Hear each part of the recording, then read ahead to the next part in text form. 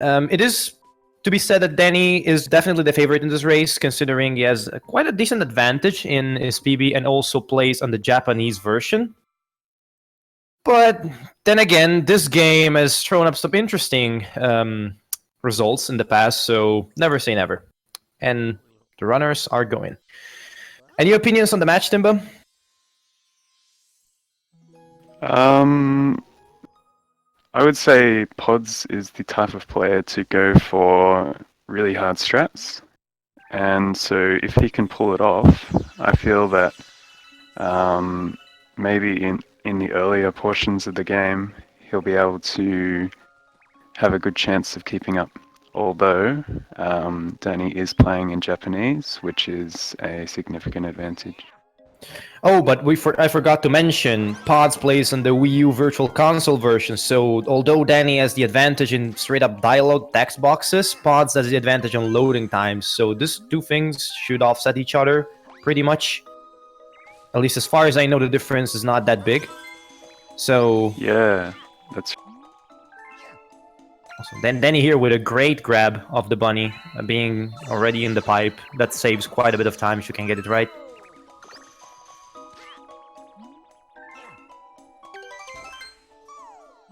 Those are both really impressive bunnies. Probably not 100% perfect, considering these two have the chance to get better times than people who run on PAL, but those were looking like pretty solid bunnies, so I do think both are pretty happy with the start.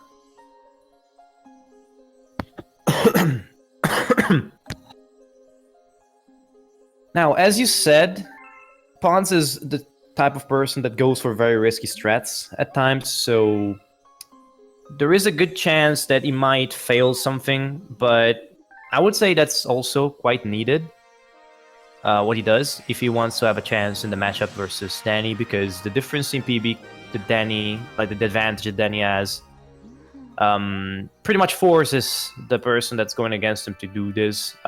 So, yeah, I hope Podz can have a good game today. So, good luck to both of them, though.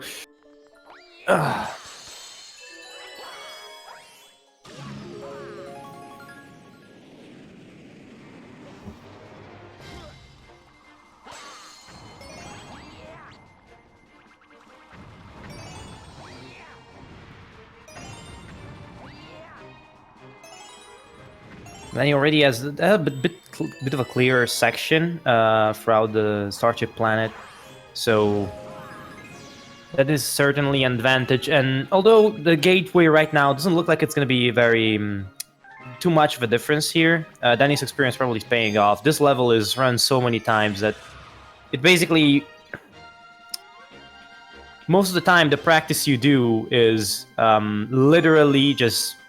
this level you practice by just starting the runs, because this game is very punishing in early games. So what happens generally is that older players have more experience in this level just by the sheer virtue of number of runs that they've started. And this level can be very punishing and hard, even though it doesn't look like it. Generally, first levels tend to not be super hard in games, but gateway surfing is not the easiest level in the game, not by a long shot. So shoutouts to Danny for pulling out a pretty consistent gateway. Up until now, at least.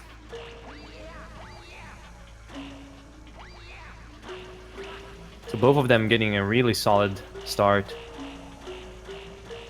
Now, there's a couple of text box skips in this final section. You might not have seen it, but for the first one is a 4-frame window to be able to press A and jump out of the text box trigger for one of the Lumas, and both of them seem to get it.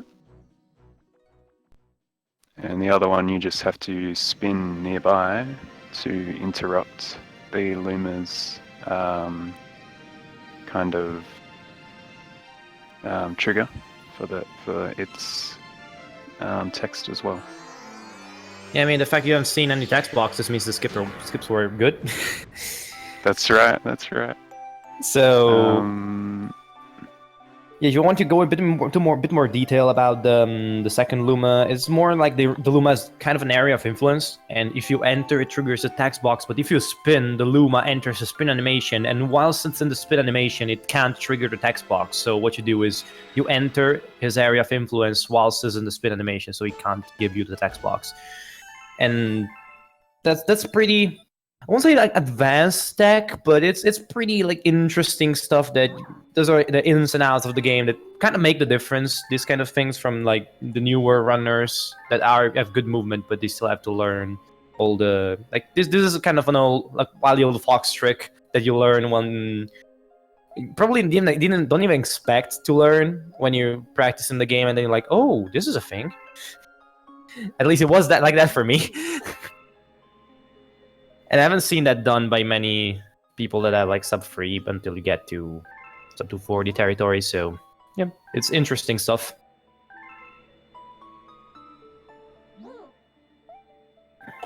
Also, want to play a game of something, Timba, into movie in the good old movie % part of the game?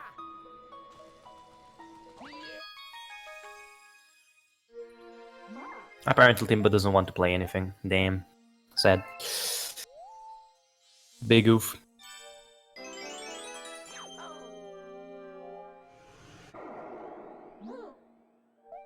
So, now we're gonna enter the first level of proper level of the game, I guess. Good egg. Nothing much to say about the first level in this galaxy. It's pretty old, plain old simple tutorial level. Get to the end, beat the boss. There's some technical stuff in it, but it's more movement based. There's not like a lot of skips in there. Now that will change with the second level in Good Egg Galaxy because that's a bit more. How do I put it down? There's a bit more like ins and outs to that level. This is just pure movement in general. Once you've got down the basics. Also, you can collect a pretty decent amount of star bits here, but the level is pretty slow, so. Let's just say that if we had the choice, we wouldn't do this level probably.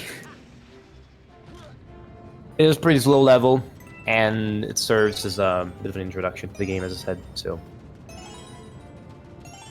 then again, the movement is pretty interesting. So it's always worthwhile watching. Playing it is not exactly the most fun level in the game, especially considering it comes just before the hardest part of Terrace, which is the whole Oni Eye sequence, which can be pretty reset intensive. So yeah, some people tend to not like this place too much because it basically interjects between resets, which can lead to a bit of frustration, having to play through a bit of like bit more of the game before you can get to the actual parts where it matters if you get them right or wrong. Now Podz, they're making a bit of a small mistake now. Probably a bit of nerves coming to him now, and yeah, he's gotten this small mistake. Danny's play has been pretty solid up until now, so I can definitely say that he has had a pretty solid run.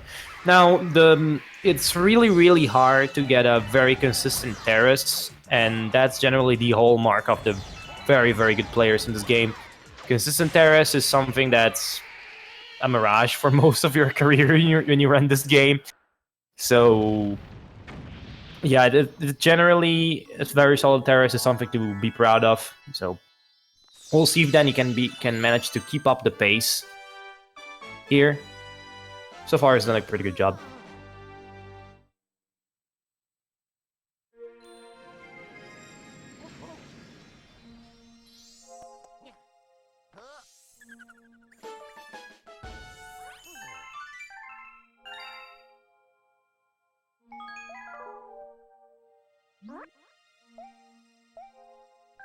Now, on to Good Egg 2.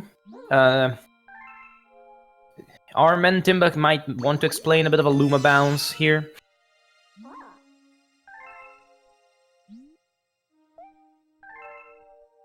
Apparently not. Cool. Okay, I'll handle that. Timba might be having a bit of problems with the whole connection thingy. So, now, Luma bounce is a pretty simple tag. Yeah, rip Timba. Forever in our hearts. So Luma Bounce is a pretty interesting tech. It uses most of the game's movement mechanics to their fullest, basically. Homing ground pounding into an object where you can bounce nets you a big change in momentum. And we also use the fact that moving backwards in this game can net you more speed than moving forwards. So what happens there is you just basically use these two factors in combination to gain a lot of height, especially combining this with the curvature of the planet. Can be pretty... can lead to pretty interesting results, as you have already seen here. The timing is stricter than it looks, and you have to be very precise with your orientation in regards to that jump, because if you fail by a bit, you can lose 10 seconds, which in a race of this level, 10 seconds is meaningful time loss. So it's not when you get to this like 10-second kind of area, it starts to be a pretty important like error. So nothing to scoff at. 10 seconds might not look much in the grand scope of things, because 2.5 hours of speedrun, but if you've run the game that's pretty hard, you know that every second matters, and you don't want to lose 10 seconds in the stage, especially at the very beginning. So after the whole Luma feeding, which I've just add for both, the pill planet is the ending. It's a very technical planet. It's not super hard, but you can make a couple of very costly mistakes there. So we'll see.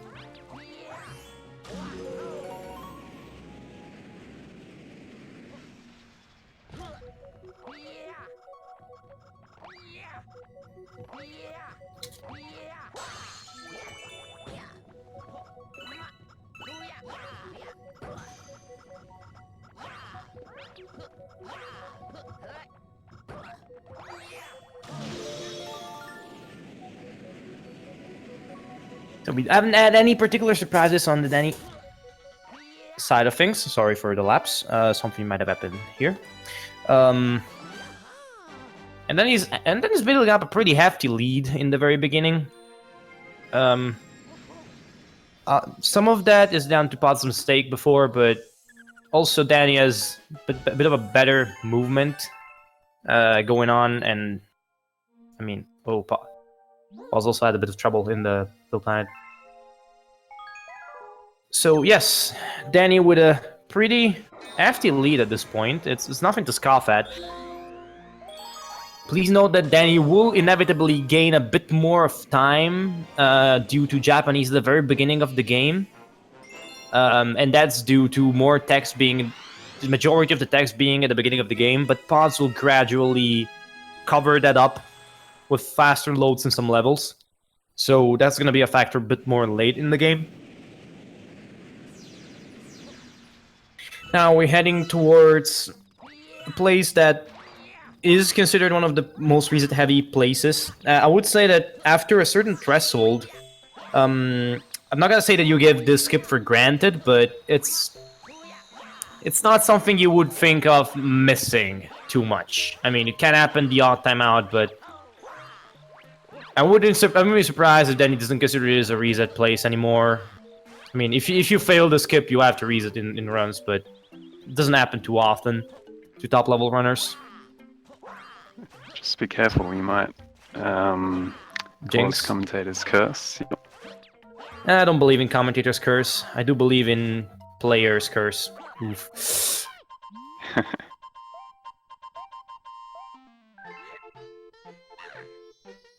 Also, they didn't mention that Podz is showing off some cool movement. New strats there. I haven't seen that being employed by anybody else, but it could be a bit of a trump card from Podz. I mean, if I had trump cards and that was Podz, I would surely think about taking them out right now.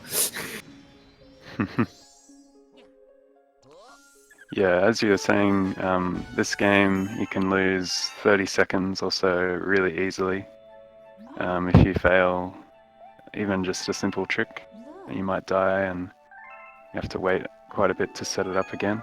So, especially in races, it could go either way. it's not unusual to end up like 3 or 4 minutes off your PB in races if you're not having the best of days, so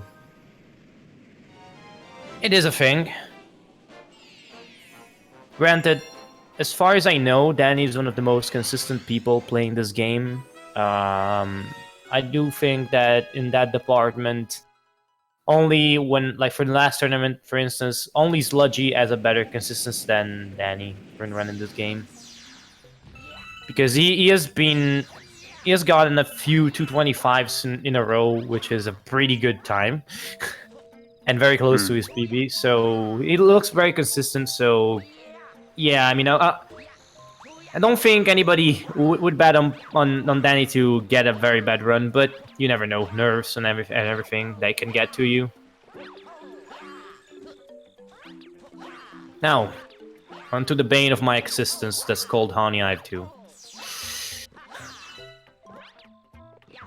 I hate this level. Do you have anything to say about this level, Timba? Just with the bit near the launch star, the camera is very, very unfavorable.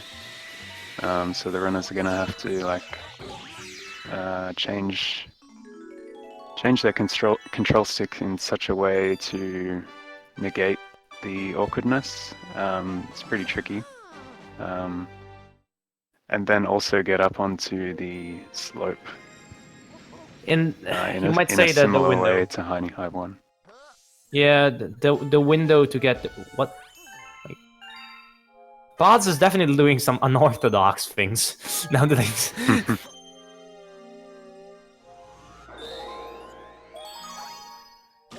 So yeah, about that camera angle, no,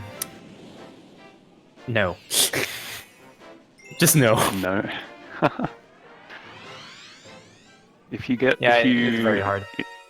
If you backflip immediately, the camera doesn't really change in an unfavorable way. So that's I saw that Podz did that, which was helpful. It is true.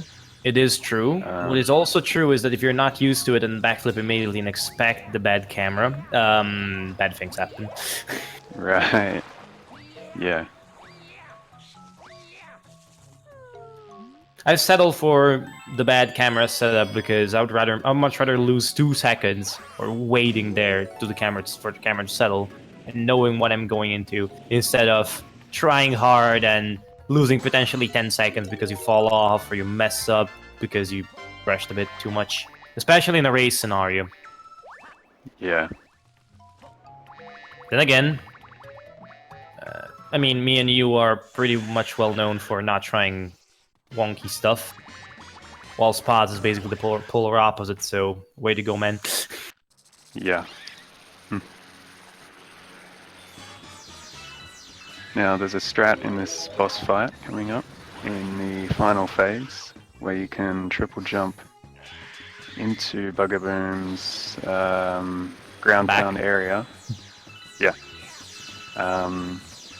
While it's slanted, which is not normally possible, but if you do it in a precise way, you are able to ground pound and it saves a little bit of time. I'm not sure if Danny will go for it, but I think Podz will. No, then he didn't. Also, I do think that you're able to do that because you're getting the hitbox just before it's completely tilted by 90 degrees. So you are able to get the hitbox at the very last moment, but it's very tight. Yeah, so usually the easier way is to just wait until after it's slanted. So you can see why it saves time. Yeah, Podz opting to do that as well now. It is a pretty safe. You basically lose a couple, 2 or 3 seconds not doing that. But if you miss that strat, you don't have a reliable setup to go off of, and you lose way more than 2 or 3 seconds. So I do think that this is a bit more of a risk-reward case for a race. You don't want to. Both players didn't find the risk good enough, or the reward good enough to go for the risk of that. So yeah, no strat there.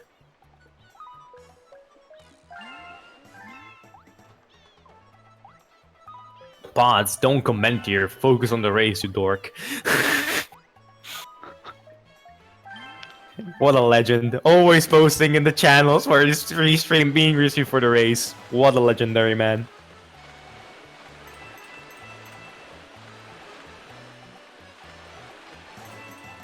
Well, there is a lot of downtime in Galaxy Run, so... But even still... Yeah, I think I mean, as a person that tends to go generally like completely quiet on races, as in nothing besides me. So I found in many ways me and Podz are completely different people when running games. I mean, whatever works for you. So.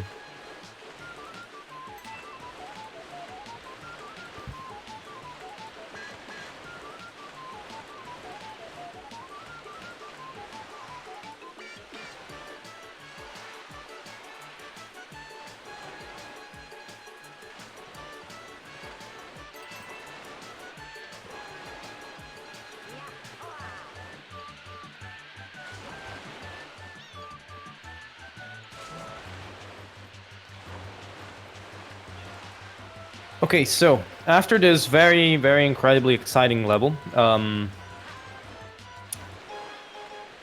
which is no doubt one of the best examples of this game speedrunning. Also, I've just realized in the text box, 56.65 is a pretty decent time in this level for an 80% run. Sure is.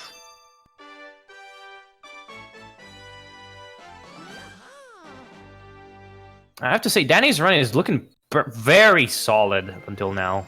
Very, very solid. Yeah. And I think I'd like to say that we're past the worst in Terrace. Now, don't fret, because don't worry, this game has got a lot of surprises. Most of which can be summed up by 3 words, or even 2, rather. And the 2 words are space and junk. So, yeah, that's a thing. Yep. We still have a couple of minutes of relax. As in, those next 2 levels aren't the hardest. Granted, you can lose a lot of time compared to how long the level is in Flip Switch if you if you make a mistake, but in the grand scheme of things, it's not going to be too hard on you.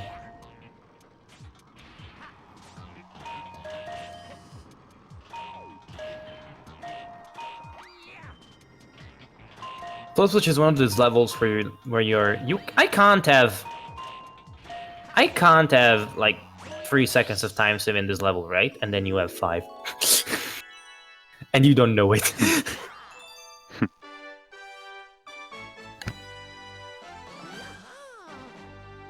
But the execution again on point for Danny. So, very cool. Yeah, the hard bit about the ending of that level is the enemy there is shooting those lasers.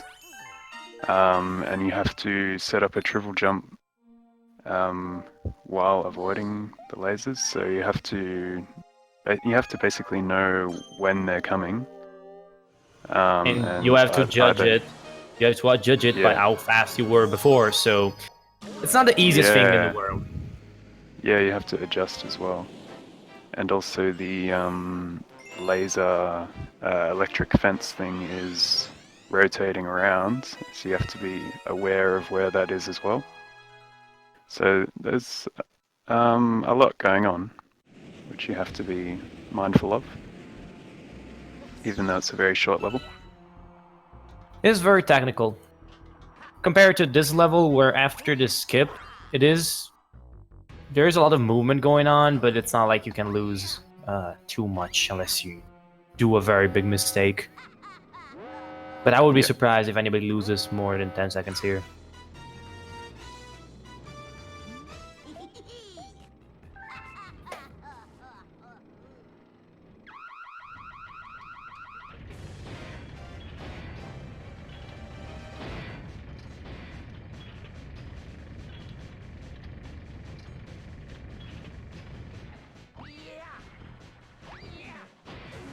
So after this level, we will be reaching the fountain, which is the second dome in the game. We will be back in Terrace a couple of times, but for basically cleanup duty, so the hard part here is gone. We'll see the Terrace time for Danny as well, because it's looking pretty neat.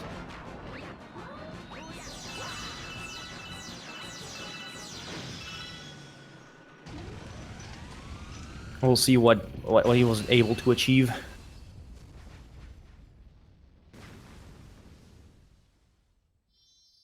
But that looks really solid until now.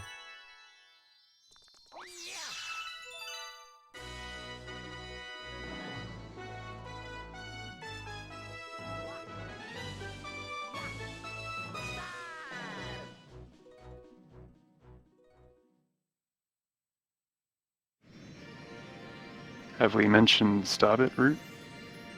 Not yet. If you want to do the honors, even though I'm the guy that literally did that, Hippo. No, you got it. All right. So we have to get 1,000 star bits. Blah blah blah. There are better levels to get them. Blah blah blah. We need to get 400 before a certain level. So all the levels where you get star bits are carefully planned before to avoid getting more text boxes. Should be clear. Granted, it depends also from player to player, because some players get more star bits, are basically better at collecting star bits than others, because it sounds like, okay, you have just to go with the pointer on the screen and collect the star bits, but there are ways to spawn star bits. It's also pretty annoying to do that whilst you're also trying to be fast playing the game. So it's not as easy as it sounds, and there are ways to be better at starbit collecting. So some players can skip a couple of levels just because, I mean, you still don't get a text box, which of course is faster. Not by much, but every second counts. So, all right, RNG time, boys. Now, we should clarify that this level is not technically RNG. But the skip setup is so precise that it might as well be, because it requires a precision that's probably beyond human possibilities. You'll be able to always get that 100%, no matter what. Yeah, so this skip involves using the backwards momentum that you get from Luigi. You have to release a pull star at a certain time and make sure that Luigi is facing a certain direction, and that allows you to skip a large chunk of the level. We'll see if Danny gets it. We did. Our boy Danny got it. And that saves a lot of time. But yeah, as Elias was saying, just the way you move, or the way Luigi's body moves or rotates during those pull stars where you set it up, it's very hard to do consistently because of that. Another thing that Danny just did was a thing called sludgy hop, which is basically an extended triple jump, or is that what you would call it? What we're doing is using the curvature of the planet to boost the height of the triple jump. As you go around the triple jump, yeah. Yeah, it uses a mechanic called tilt, which means that using tilt you can increase the height of your jumps because of a way the game compensates for you running up or down a slope. You can get a much higher triple jump than normal, or much lower for that matter. Now, getting lower triple jumps, I don't know about you, but it sounds pretty lame, so we generally use it to get more height. So, yeah, that's basically how it works. You go around a very steep curve, which in this case is like the almost 90-degree angle of that side of the planet. Now, Podz also has a lot of trouble with this level here. First not getting the skip, and now also sludgy hop. Having to retry that. So yeah, there's a lot going on there. Podz is probably having a bit of nerves here now with all the whole way this level's going on. it can be very annoying, especially if the skip at the very beginning, as Timba mentioned, it is very precise, and basically everything from your starting position when you start getting the pull stars to your placement and your angle in this 3D space when you grab from pulsar to pulsar, everything can influence that orientation, so it's very, very hard to do it consistently. It's one of those cases where a small error at the very beginning spirals out of control really quickly. And he's also in the fight now. I think we're gonna let Timba do the explaining for this one. Yeah, okay. There's a bit of a weird thing going on now. Just discovered, by the way. Yeah, so Danny found this thing recently where you can manipulate the pattern that Camilla gives you. The pattern is you either get a shell or a fireball, and obviously we want Camilla to spawn a shell immediately. But for the longest time, we thought you would always just get a fireball first. You'd have to cancel that attack, and then you have to wait for the shell to spawn. But what Danny did just then...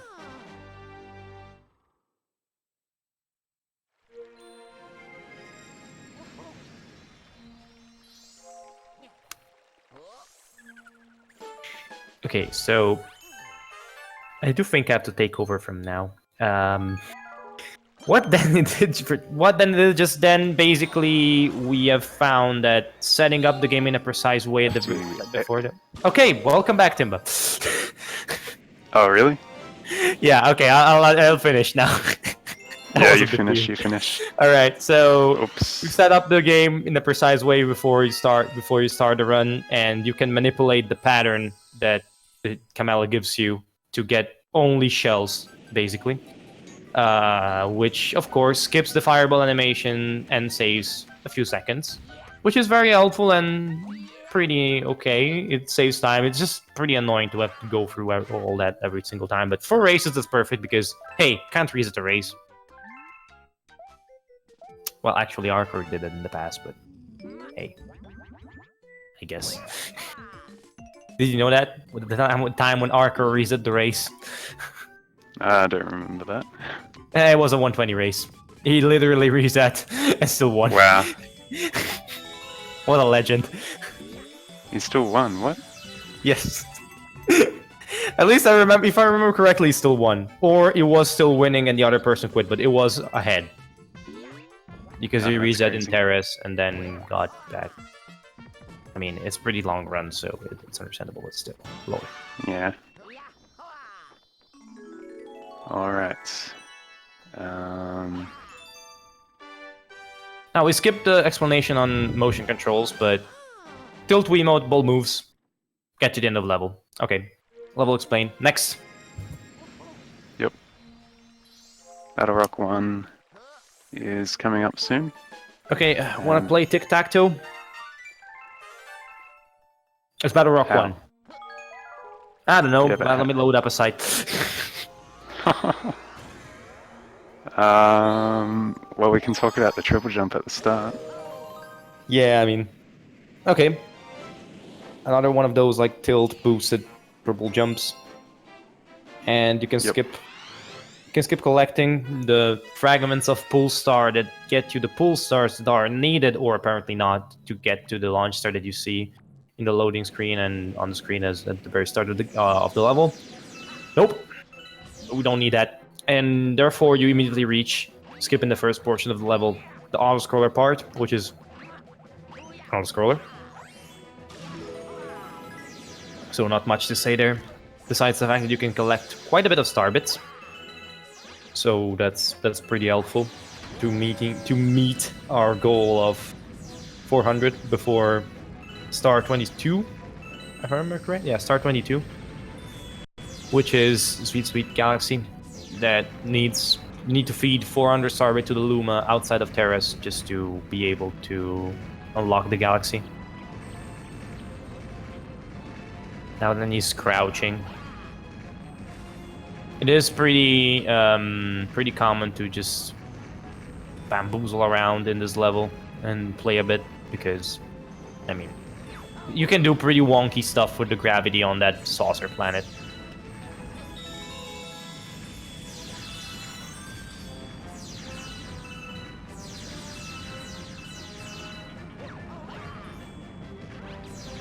One thing that we might not have mentioned is that if you hold A while spinning, you get more height.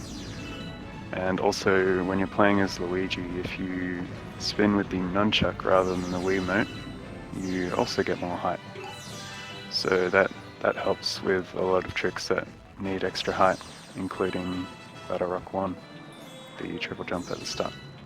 Yeah, this is a bit more of character differences. Mario does that with the Wiimote, spins higher with the Wiimote. Also spins higher if you hold A. There are differences between the characters, but I mean, Luigi jumps higher, runs faster, has a couple more skips because of these two factors, and I think we covered everything. Also, yeah, I mean, Pod's doing unorthodox stuff today. I mean, it's not necessarily wrong, it's just weird. You talking about He's feeling that different. backflip to the left? Yeah, he's feeling different. Also, he's doing Yeah. some stuff right now for, I mean, playing purposes. Now, Danny will head out to Bedrock 2 after being recalled in front of Rosalina for a bit of a lesson on how Luma's work. Or Comet's work, sorry, my bad. Nothing too interesting. We'll explain that later, I presume. Actually, we'll explain that soon enough, because that's... You know that very cool level where you had the RNG skip and a lot of movement that was really annoying? Let's do that again. This time on a timer that's completely inconsequential. The only thing that changes between Space Junk Comet and Space Junk 1, besides the timer that, as I said, we're still going to try to go fast, so hopefully we don't lose to the timer, is the fact that if you die at any point in the level, you don't have checkpoints in the Comets.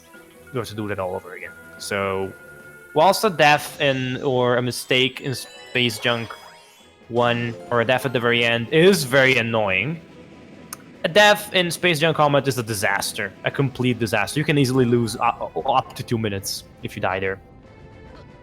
Which can spell a very big game changer here, so...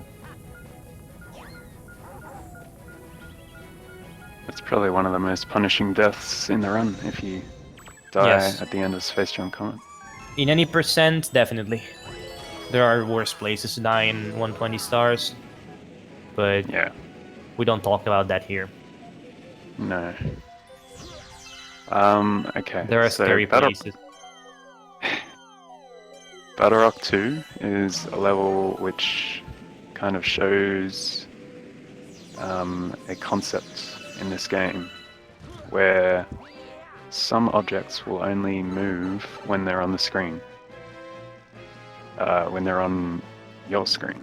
So what we do is manipulate what objects are on the screen at what time. For example, this Luma crystal, and we only look up at it for a certain amount of time.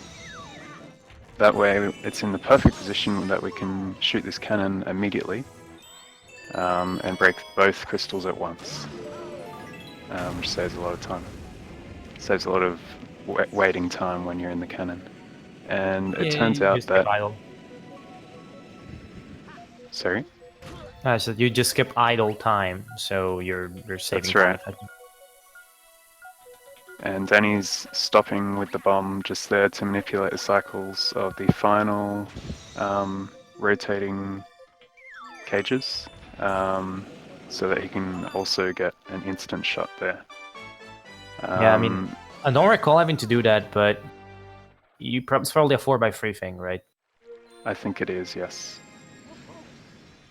I was gonna say, yes, the cycle at the end of that level is actually starts right from the very first planet, which is kind of interesting because it doesn't look like it's on screen.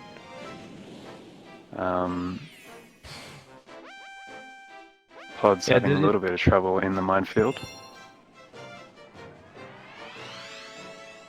Yeah, the thing is, as you can see, for instance, when you go from between some planets, you can see or you can't see, but the final star in like ensemble of planet plus cage circling around is technically on screen, but behind the rest of the planets. The game doesn't care. The game only cares about the camera angle that you're doing.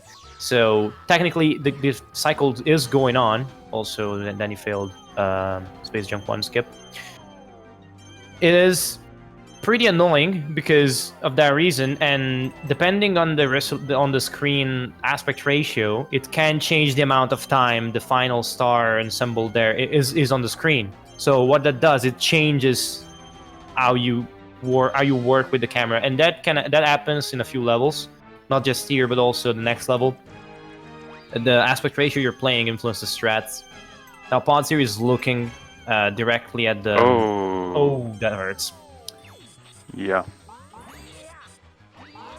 But for instance, I don't look at the. Oh no! Podz died. That's not good. Oh, Danny's having a bit of trouble with Sludgy Hop as well.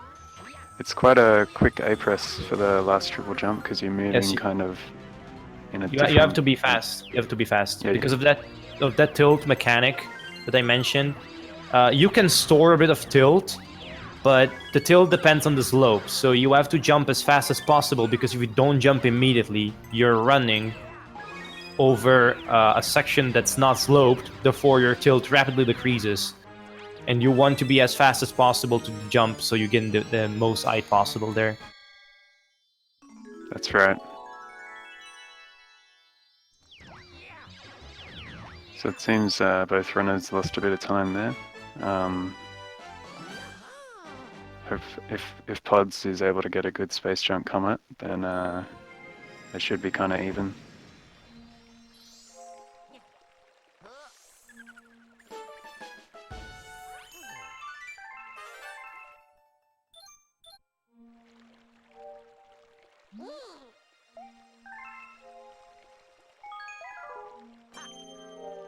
As I mentioned, space junk can be pretty annoying, and the thing is that this level is at a bit of a crossroads, as in after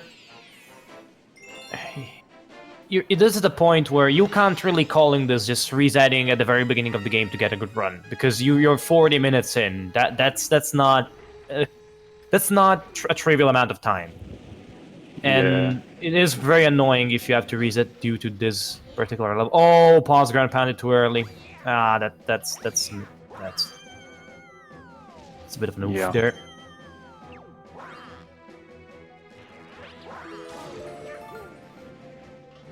And Podz is basically, and I'm sorry to say that, giving basically a lecture on all the ways you can possibly fail that skip. Not gonna lie. Yeah. Now Denny's crouching at that electric barrier right there to avoid taking damage, and that allows you to talk to the Luma immediately. Just saves a little bit of time. Now another thing about 4:3 aspect ratio in this game is that there's a specific cycle in the planet, in the area that Danny is in right now, which you cannot get. So right now, Danny is moving towards those pistons, but can't get underneath. But if you play in widescreen, you can make that cycle.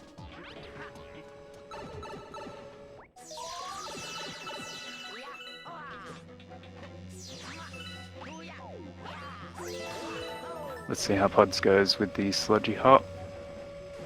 Looks okay. Yeah, a little bit far to the right there. It's quite hard to manipulate your positioning in the triple jump because it's not just as simple as holding upright the whole time. You have to release your analog stick.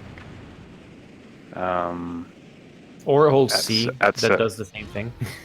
That's right, yeah. You have to hold neutral one way or the other at certain points during the trick. So it's not as simple as holding upright.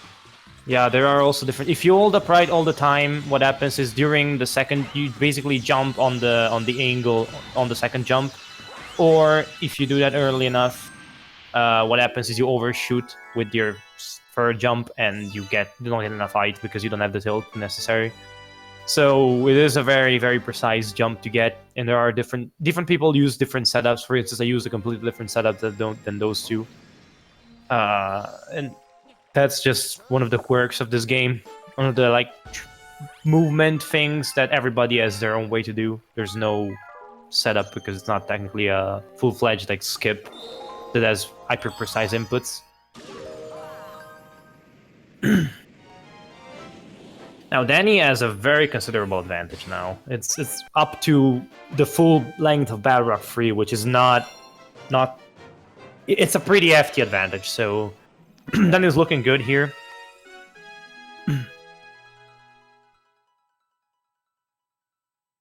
Now, comets in this game are often very quick, so we're going to do Battle Rock Comet, which we already just did.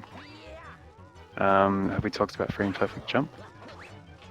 No, I don't think so. So what Danny did just then, you might not have realized it happened, but Danny pressed A to jump on the exact same frame that he landed on that planet for Battle Rock Comet. And this allowed him to skip the kind of animation that Luigi does with his arms in the air at the start of the level, which saves about a second. So it depends on the level, actually, but yes, normally it saves around a second. That's right. Sometimes more, sometimes less, depends on the situation you start. Some levels, particularly generally the Luigi, Cosmic Luigi races, have the Cosmic Luigi race trigger very close to the start of the level. So you can save quite a bit of times using that trick. Because what happens is you instantly or almost instantly enter the trigger instead of having to accelerate to the trigger. So that saves quite a bit of time. Now, generally, these landing animations can also be skipped in another way. That's the camera cancel. You might notice a wobble every now and then in the camera as soon as the player lands from a launch star or a very high. Oh, that doesn't look very good for Danny. I hope he actually gets the Death Warp. He got it. Yeah, the height wasn't looking very, very nice. Okay, I was saying that you can cancel falls in this game. And you can do that by entering first person and immediately exiting it, and that basically cancels the animation. But you can't do that entering the level because that animation cannot be cancelled by going to first person until you can't go into first person until the animation's over, basically. So you have to resort to the first frame jump to attempt to gain time, but it's a frame perfect jump on 60 FPS, so it's not the easiest thing ever to nail. Yeah, but it's one of those things that you may as well go for it all the time because it doesn't actually lose any time if you miss it. Yeah, as in, like, you don't forfeit any time over not going for it. Yeah, the only thing that might happen is that it might mess up cycles for some levels. So if you're not prepared for that, it could actually be detrimental. Flip switch, anybody? Right. Yep.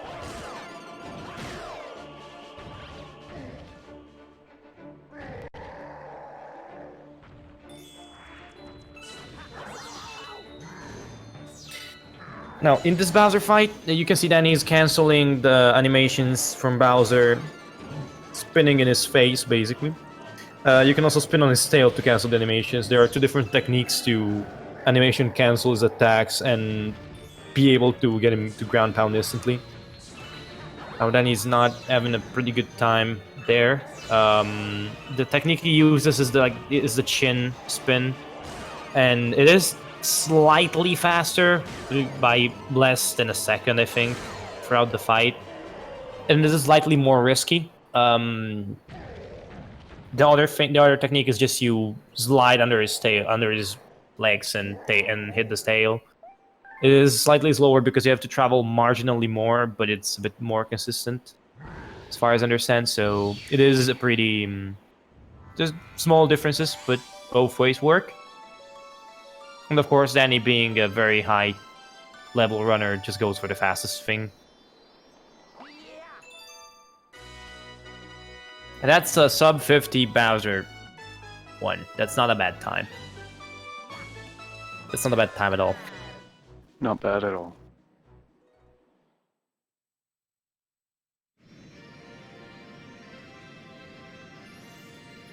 Oh. Now, Podz is just entering Bowser, and what do you do in Podz's place right now, Timba? Because you know he's watching the race, you know he's writing in the channel, so you know 100% he knows how much time he has to make up with Danny that's so far ahead.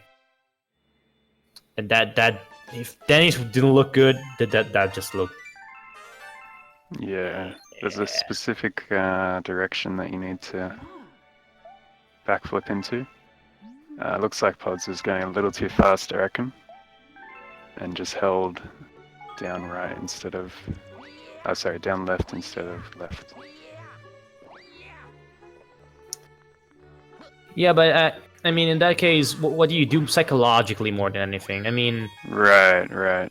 There's no secret like that psychology has a very, very big impact in these kind of things. So speedrunning is no exception. I think as hard as it seems, Podz just needs to stay focused and play as consistently as possible, and kind of just hope that Danny makes a massive mistake. I think that's the only thing Podz can do right now. As we said at the start, the PB gap is significant, so Podz is just going to have to try and play as consistently as possible. Now, in the meantime, whilst we were chit-chatting, Danny has reached the kitchen. Oh, and that's not... Oh. That's a bit of a step up. So you can skip all star chips on this planet by backflipping onto this tree, and then triple jump to the final platform. And sometimes you can't make that because tilt, our friend. With Luigi, it's a bit more easy, as in, if you know what you're doing and use the consistently the same setup, you will not have tilt problems. Worst that can get is you miss time the triple jump and you don't make it because you miss time, but tilt is not the biggest problem. Yeah. If your name is Mario, oh lord, may have mercy on you.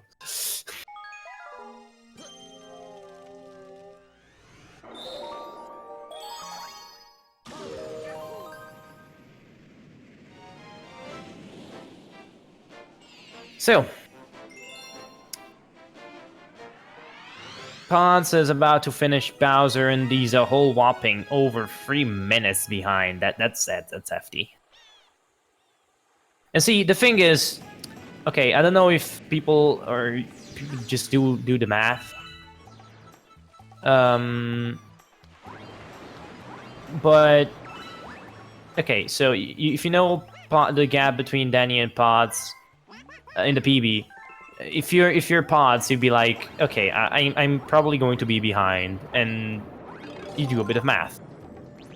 But the thing is, the thing I meant there a bit is more in the realms of, okay, he is more behind than he should. So that's what the point is here.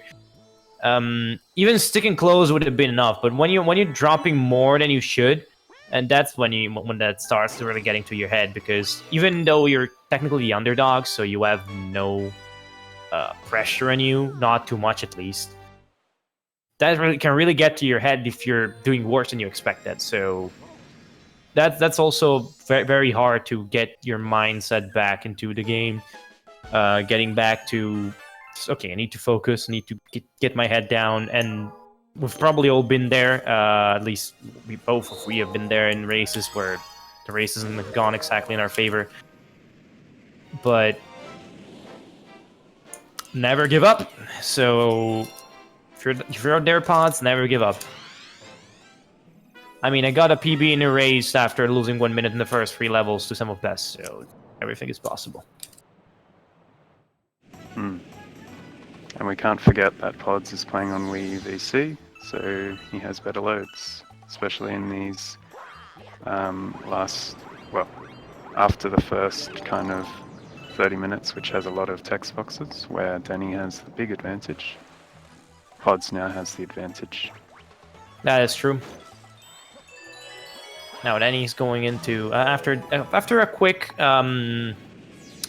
bullying a penguin, stealing a golden shell, and yeeting out of there before he gets found by the penguin police with a star on his name. He goes back to the place and immediately goes off to a planet where he has 2 ice waterfalls. Cool.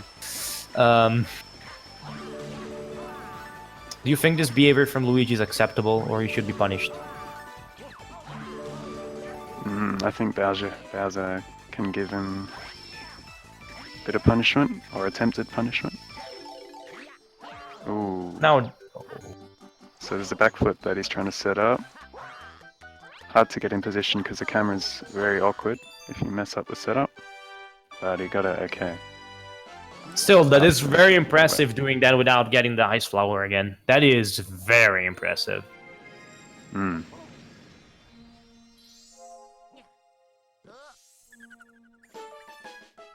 That is very, very impressive. We've got a bit of sync here, except a few levels behind.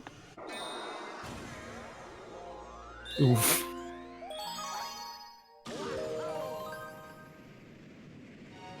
I think both players are looking fine for star bits. Just remember that they need 400 to be able to feed the sweet, sweet Luma in a few levels' time. And we've had a race in the past where our good friends Luigi didn't make to 400 star bits, and it led to a bit of weird moment, let's just say. Rerouting this game on the fly is not easy, I can tell you. Yes. So we mentioned there are a lot of things going on, star bits being routed, levels and comets that only spawn on certain numbers, like starts. So you have to do the comets exactly in that position, because you don't know if they will be there if you do other things. There are ways to know, but it's a bit complicated to explain in the commentary right now. Just know that if you make a mistake in the route, you're not in a very good place, really. So it's one of the cases of you just don't do the mistake in the first place and you're better off. These things are a bit more common in 120 stars, which is a bit less of an usual category, so it's easier to don't remember the route very well or mistake the splits. Also, Danny is not getting star bits here, probably because he thinks he has enough. Yeah. That was a bit of a risky mansion clip, or as the objectively better name for the skip, Sucky Sucky $5 skip, which I'm pushing for the whole community to adopt, but I mean, I don't even know if I should be pushing it, it's just better, right? It is just objectively better. Yeah, we'll go with that. So what Danny just did with that skip, he used the pull star momentum again to clip underneath the final section of the level and actually clip into that section. And then he uses the boo power up to get into the final area where Luigi is. Fun fact, it's actually possible to get into that final area where Luigi is without using the boo power up. However, it is very difficult and involves kind of clipping into the seam of the building. And it has only really been done a couple of times RTA. It is considered basically a task-only strat.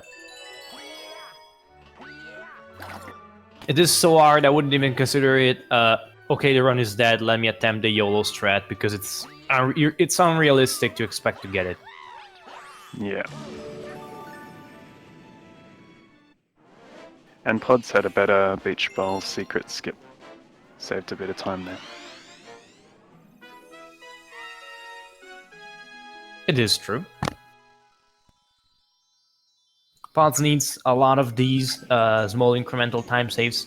In the end, movement is the key for this game. You can know all the tricks, but if the other person gains 3 seconds per level, because he has better movement, that's gonna add up to quite nice. 180 at the end of the game, so that's 3 minutes just a movement, and 3 seconds per level is not very hard. It's not a difference that's unusual between runners. So yeah, that's just Danny there with the movement there. That was pretty okay. Indeed. It was very risky, Danny, but looked good. the cycles in that level are a little bit more favorable when using 4:3 aspect ratio. And it turns out that Danny is the best in the world at that level. With the 16:9 aspect ratio, you have a bit of... How do I put it down? The level is not really that unfavorable, it's just that mostly you have to believe hard that the platforms are going to be under your feet, because it doesn't look like they will. So that tends to... Even if you know that that's a strategy you normally use, you tend to be a bit more careful, and that probably is the reason why 4x3 is a bit better, because you don't have to run that risk. Of course, if you do a bit of a mistake and they're not perfectly aligned, the platform that's supposed to be there will not be there. So yeah, that gives you just a little bit more confidence, I guess. As far as I understand, the consensus is that 16:9 is a bit faster than 4x3, right? Yes. But the difference is very small, so it's not a big game changer. Like, it's small to the point that it doesn't even matter if you need to get a world record. Yeah. At least as far as we know. Now, Podz doing sucky $5 skip perfectly again. Having a bit of trouble with the camera afterwards, whilst Danny is into the first Cosmic Race, which has been already cut by half, because, yeah. Good. Cool. Yep. 3 Luigis on the screen at the same time as well. That was nice. Yep. Because backwards momentum.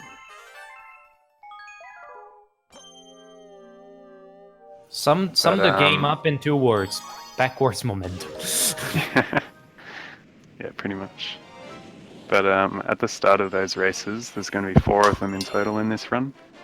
At the start of the race, if you press Z and A, if you time your A pressed correctly, you get a boost.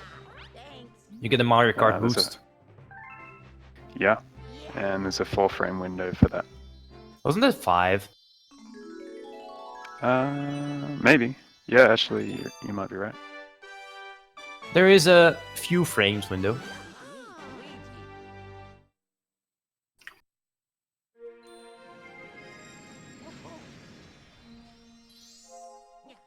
So Pod's heading now into Sweet, whilst Danny is going to the hardest level in the game.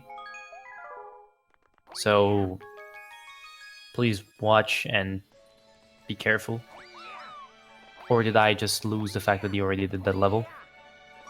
Probably already did. Oof. My bad. Yep. Level's so hard, it's literally just censored by the stream for me. Free hard 5 me.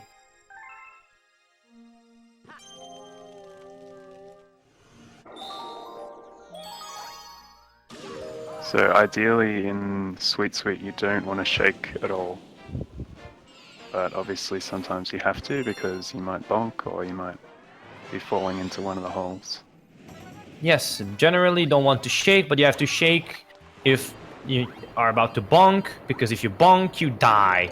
If you shake too close to the wall, you bonk and you die. If you don't shake and you're over a hole that you're gonna fall into, you die. So you need to shake sometimes.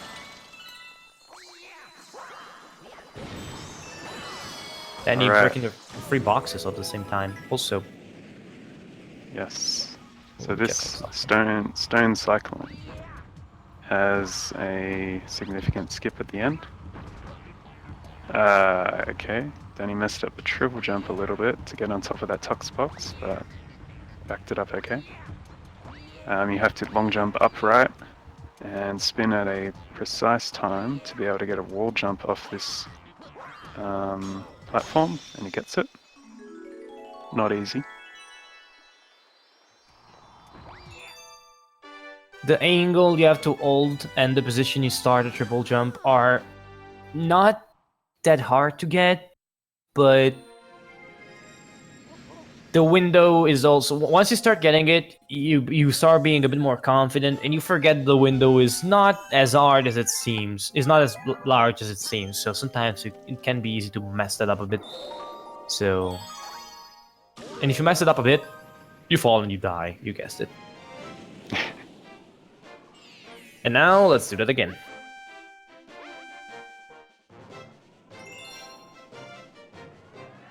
Okay, Podz missed the boost at the start of the Cosmic Race. It missed it on the good way, I guess, because you can miss it by backflipping, and that's very annoying. Also, Oh. that's a bold strategy. Yeah. Oh, gets caught in the honey there. I heard it's a bit sticky.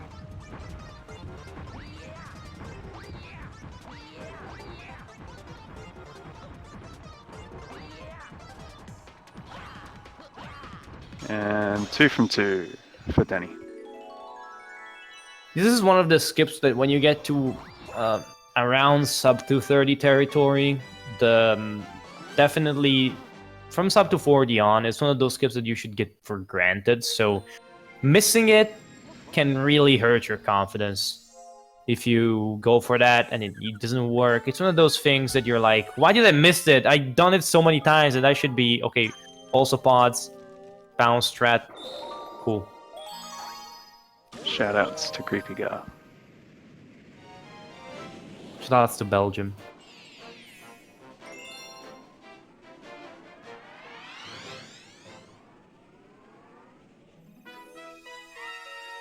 Whilst Danny is leading for a very interesting place in this game. Alright, this is the hardest skip in the game. Yes, most likely. I think he still does one key though, so it's technically the hardest skip, but not the hardest version of the skip. Less RNG in the chat. I think we need it.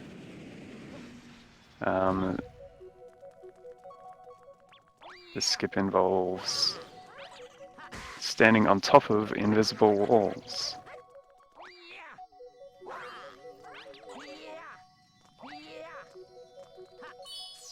Now, which are very thin, and you need to be able to jump off them.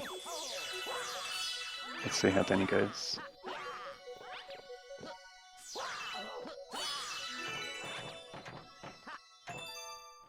ooh, that was, yeah.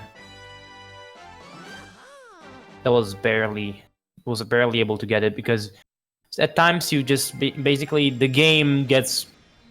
You're really not supposed to do that, and the invisible walls, which are technically the door frames, are very thin and they can glitch a bit sometimes. Of course, you're not technically supposed to be able to walk on door frames. Spoiler alert. So at times you might miss a little bit of footing, and if you press A at the time you don't jump, you can fall off of there, and it just causes all sorts of trouble. So it's not exactly the easiest trick in the game.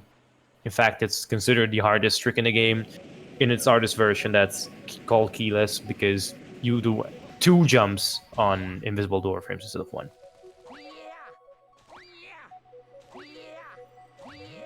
Our dear friend Podz might go all in and try once. I think that means keyless. That's a pretty bold thing to do. But he might feel like he has to give it his best shot, so... Well, yeah, at this stage, it might be something he kind of needs to do. to be able to catch The up. thing is, if he does, he's gonna save some time. But if he fails, that's probably a bit of a big nail in the coffin for that.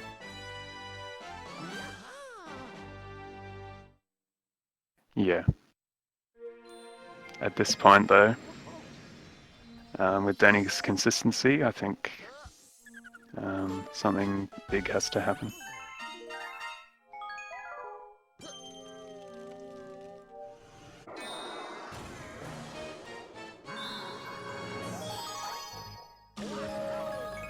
Yes, that's true.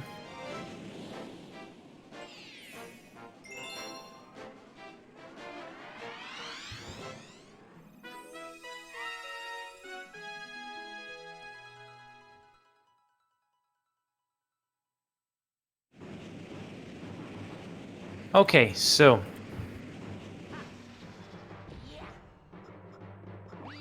Podz is now into Comet for Beach Ball 3, whilst Danny is heading out to Airship Armada. Now a very simple and quick cannon skip. Actually, I don't know if that's okay. I'm not very familiar with a 4x3 aspect ratio, but with 16:9 you can shoot immediately. Apparently with 4x3 you need to wait a bit for the cannon to tilt around. That's right, you need to wait a little bit. Podz had a bit of trouble with Beach Ball Comet.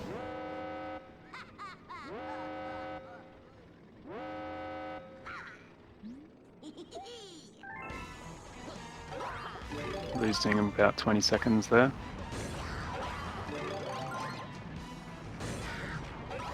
If he can get it. Now Danny into the hardest boss fight of the game to do well.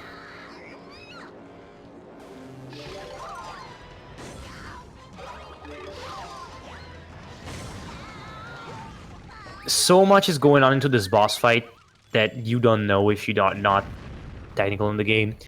It is incredibly easy to just make one single stupid mistake and lose 10 seconds for it. It's unreal. It is very much a factor there. Also, Podz about going in.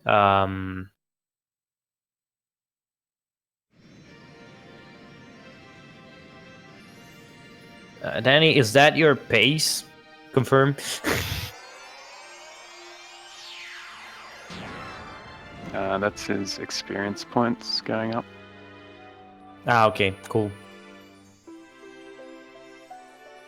How many for next level?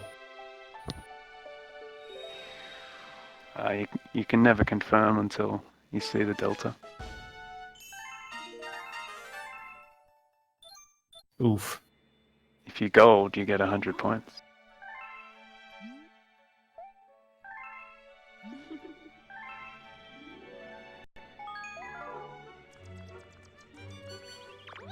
Okay, now Danny is done with kitchen. Again, we will visit the dome again later.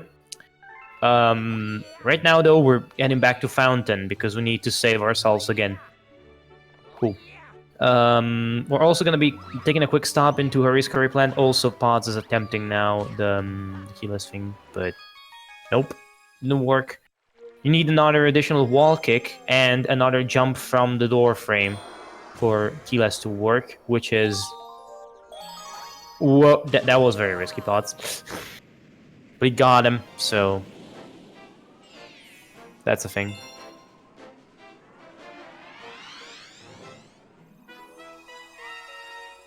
Right, Danny's gonna enter into Hurry's curry, which is a pretty underwhelming galaxy.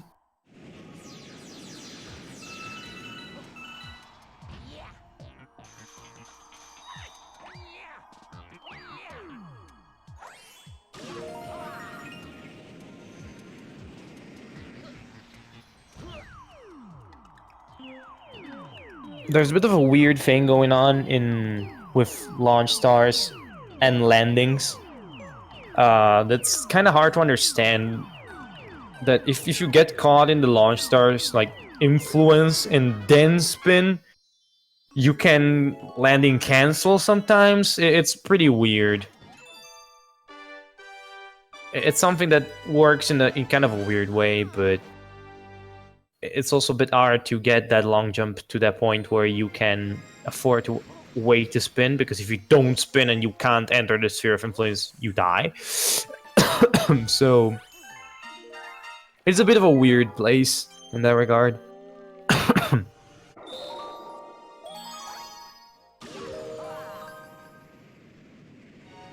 Podz there risking a lot with the bubbles, whilst Danny is going back into Battle Rock for Luigi saving, but that means another alt-scroller.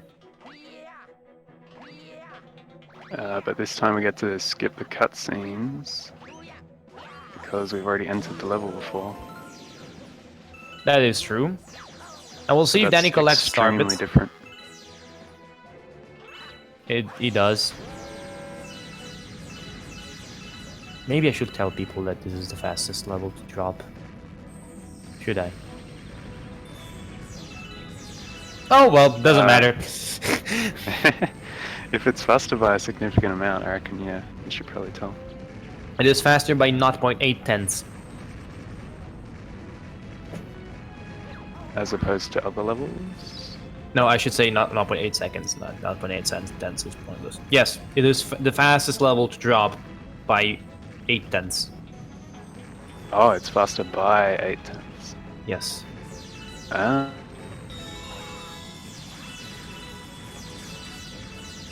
And I've measured the frames, so I'm sure of that. I'm sure about that. Very good. I believe you. Well, my internet is not working. I apologize for that. I mean, I can hear you, so your internet is working. Whoever says differently is fake news. Now, Yeah.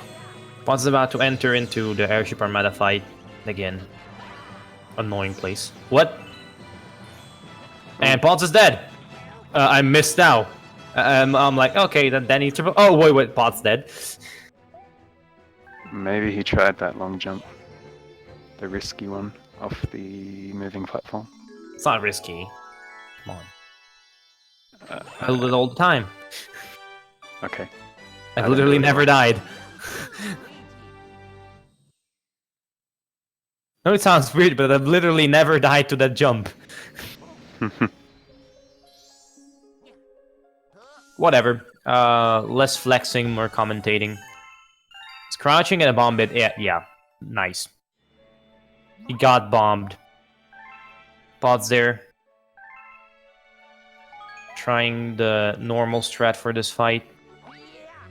Yes, there is a non-normal strat, which is the faster strat, but it's ridiculously complex.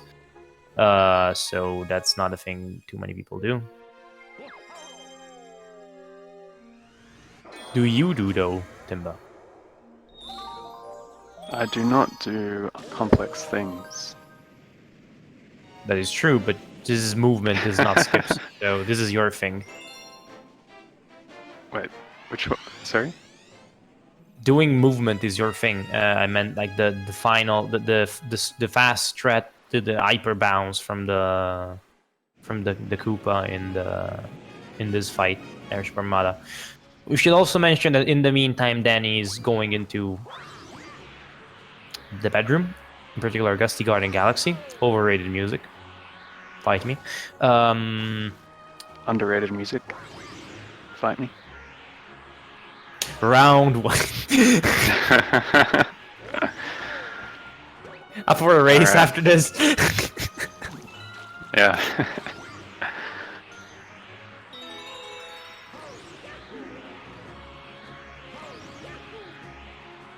Okay, Podz will be heading into the fountain cleanup. Danny is heading directly towards the bunny, which are very incredibly funny and, I don't know, totally not annoying creatures in the Galaxy world.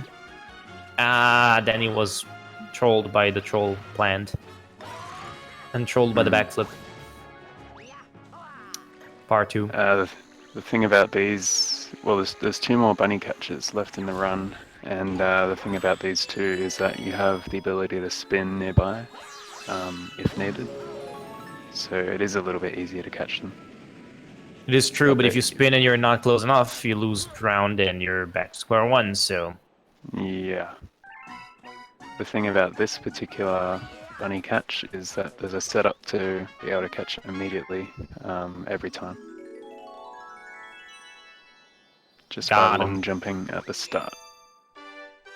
Yes, you can't long jump full straight, or rather you can, but you will bounce on the bunny and you will need to drop from the ledge, which is slightly slower. So what people do is just long jump with a slight left angle and then correct it. So that means that you get less distance off of the jump and are perfectly on point to catch the bunny. We should also mention that Danny tried this back, but they wouldn't work, and there's a particular important reason why they didn't work, and it's called tilt.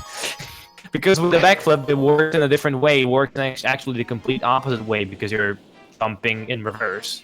It's called backflip for a reason. So yeah, that didn't work because the tilt was not favorable there. Probably Danny didn't know that. It's not a mistake that happens too often to get into that cactus. Unless you're me. Of course, I know this stuff because I've been there. Quite a few times, actually.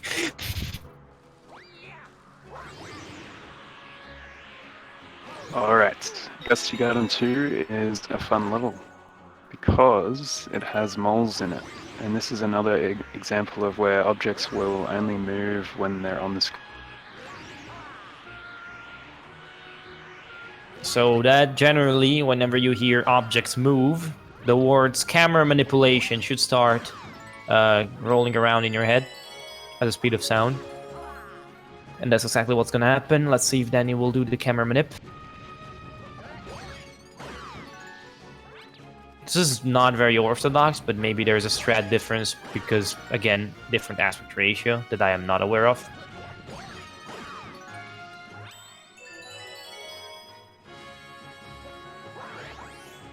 That didn't look too bad. Maybe not exactly optimal, but it didn't look too sketchy. It is one of the, again, another level where it is extremely hard to get everything right. So it's easy to lose 2 or 3 seconds just to small movement things that it's very hard to iron out. It's one of those levels where you never stop practicing, really, so.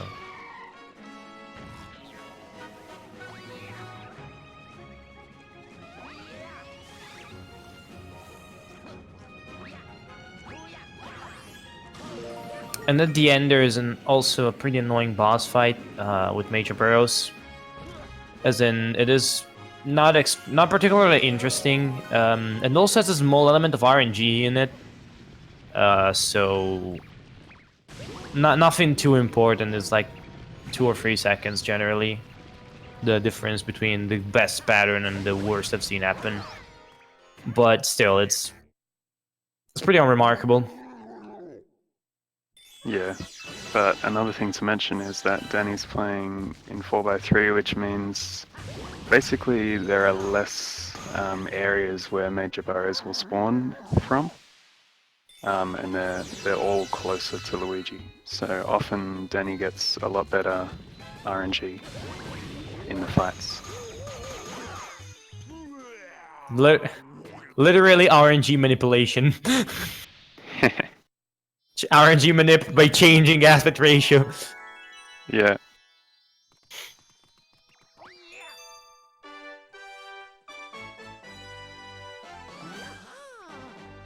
Okay, so Podz is about to head up to Garden, and he has a deficit of 2 stars from Danny. And yeah, this is starting to look... Danny's in the driver's seat. It's planted there. It looks like he's here to stay, but there's a problem when you're in the driving seat, is that you can crash the car. So let's see if Danny is able to keep up the pace, because as far as I understand, the pace right now is pretty good. Podz going around the speed of sound, trying to get into the bedroom. Is actually able to. Unorthodox but effective. And Gusty Garden 3 is another level full of technicalities and movement thingies. One of those things that Timba likes a lot. Movement. Aren't we doing Gusty Garden Secret? Gusty Garden Secret, yes. I mean, the level's still Gusty Garden 3, it's just that the secret appears to be located in Gusty Garden 3. Spoilers? Hang on. Oh, I know, right? How did I know that the giant golden chain chomp wasn't the secret star? Crazy, right? Yeah. Who could have guessed? Again, another thing about Gustin Garden's secret is that in 4x3 the chain jump will not move as much because it's not unscreened for as long. So Danny will have to move to the right of the planet a little bit more than Podz will. You might be able to see that. Podz making he fell victim to one of the classic blunders, spawning the starbits there and collecting some of them, which causes a bit of lag. It's one of the few instances where this game lags. So yeah, it's very rare. And on that side, it's being programmed pretty well, like in resource management. But Yeah. this is one of the few instances where, oh, Podz messed up the setup for the bunny. Let's see if he's able to actually do that. Oh, yeah, you got a good backup there. Yeah.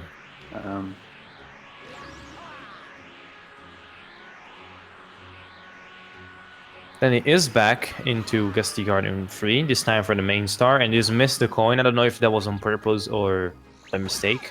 It looked like it was a small mistake, to be honest. But we can ask him later. But he still made it up. He still made it up. Yeah, the only problem is that he's not gonna get enough as many star bits right now, because you normally wouldn't get the star anyways. But if you get the coins, you get some star bits to spawn. So that's right. I forgot. So that's the main problem with not getting the question mark coins. But I mean, it's something that's easily made up for.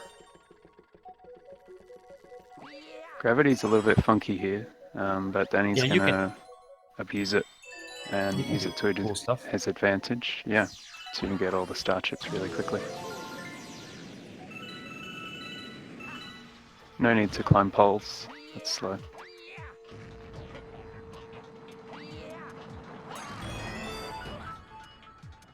Now for this final section, we're gonna do a bit of a weird jump.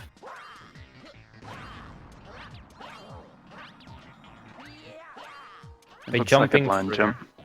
Yeah, but there is something waiting for you on the other side. Unless your name is Mario. Again. Also, whilst doing what Danny did now, you have to be careful not to go too up to gain too much height. Also, Pod's camera angle is absolutely disgraceful right now. I feel sorry for him. It's so hard to back up that planet on that planet with the moles because I didn't get why he long jumped there. He was doing everything okay, but then he long jumped like away from the mole. But it was still okay. Good backup. Wait, you were saying?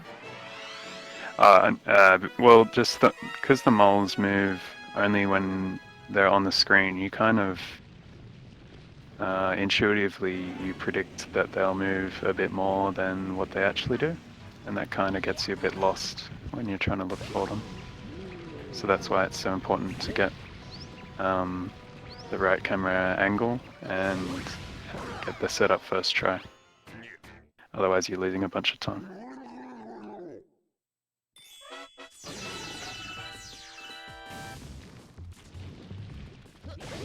Now, Pod's going into the boss fight as Danny is completing the comet. That was a pretty fine fight from Danny.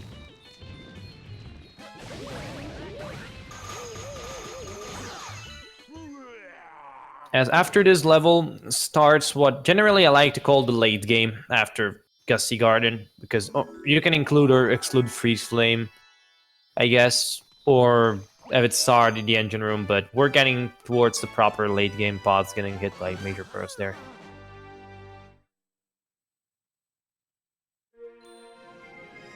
And my friend here virtually next to me is pretty good in late game, I hear. Right? I don't want to brag, but yes. I mean, it's not bragging if I tell people that It's not bragging if it's not you doing the bragging. Yeah. Guess so.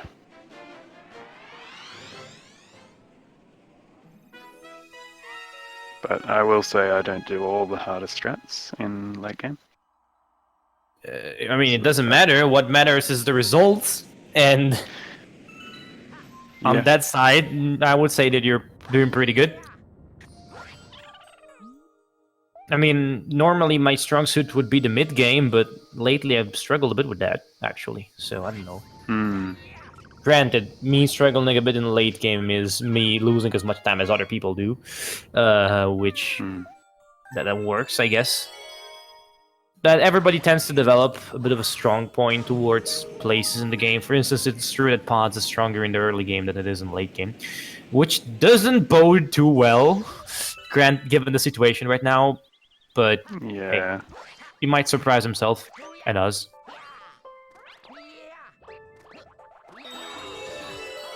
And he going for the triple jump, not getting any immediate get up.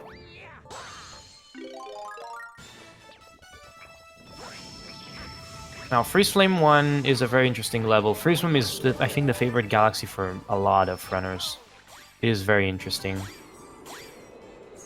The mechanics are fun, and the music is good. So there's a lot of things going on in Freeze Flame that tend to make it a very good galaxy for runners. And it is very, very technical in a way that it's very fun to play, as in the movement there is legitimately very, very fun compared to maybe some other places like Honey Hive, which can be a bit frustrating. Although nailing Honey Hive is very, very, very, very satisfying. But I never found Freeze Flame frustrating.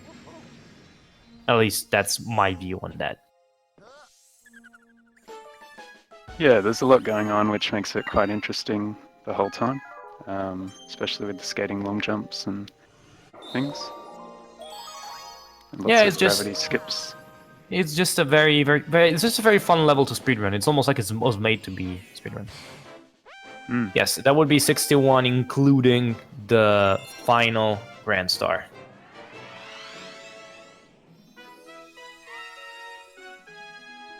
The Bowser fight Grand Star. Now, Freeze Flame Comet. This is probably the level where you can save the most time with a first frame jump. Because you can jump directly into the trigger for the race. Yeah. That and Sea Slide Comet, I think. It's not possible to get a first frame jump. It's not possible to get a first frame in Sea Slide Comet? Yeah. Why not? It was tested by a TAS person. Why is it not possible? That's interesting now. Yeah. Well, like, it's not possible on any level in Sea Slide. That's why I never got one. That makes sense now. Yeah, it's one of those levels. And why am I not surprised that you knew it? Because, I mean, as far as I understand, we both tend to get a bit of tend to get a lot of first frames, if I remember correctly. I mean, I tend to get quite a lot per run, and you were same. So yeah. That's interesting, and I didn't know that it's not possible. That explains a lot. Ooh, yeah. And Podz died going for the skip. I don't know about you, but that looked like a Wiimote spin instead of a nunchuck.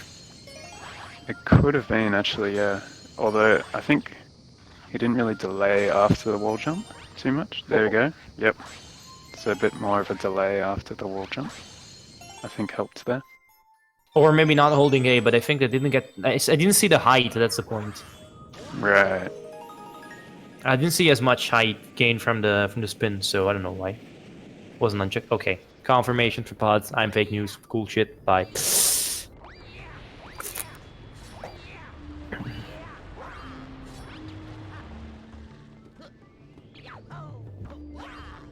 Maybe the camera angle fooled me a bit.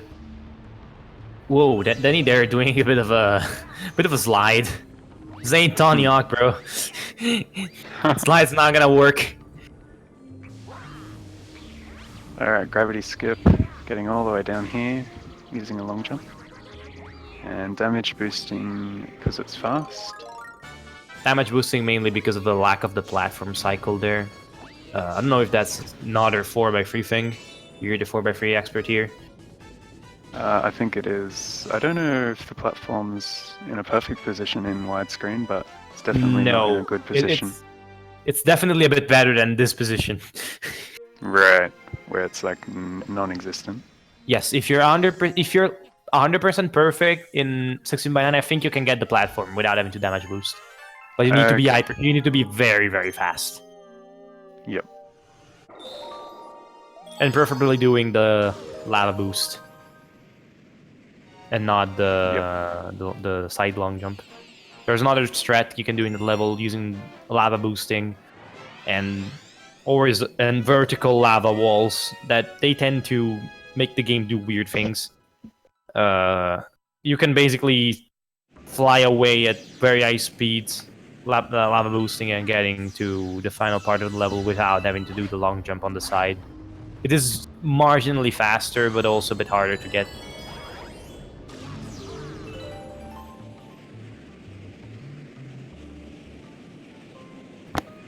Now, Freeze Flame 3 is a very odd level. For many reasons. There is a lot of things going on that are pretty weird. The first jump is very, very tricky. It has some... You need to do some... Everybody seems to have his own setup to do that jump.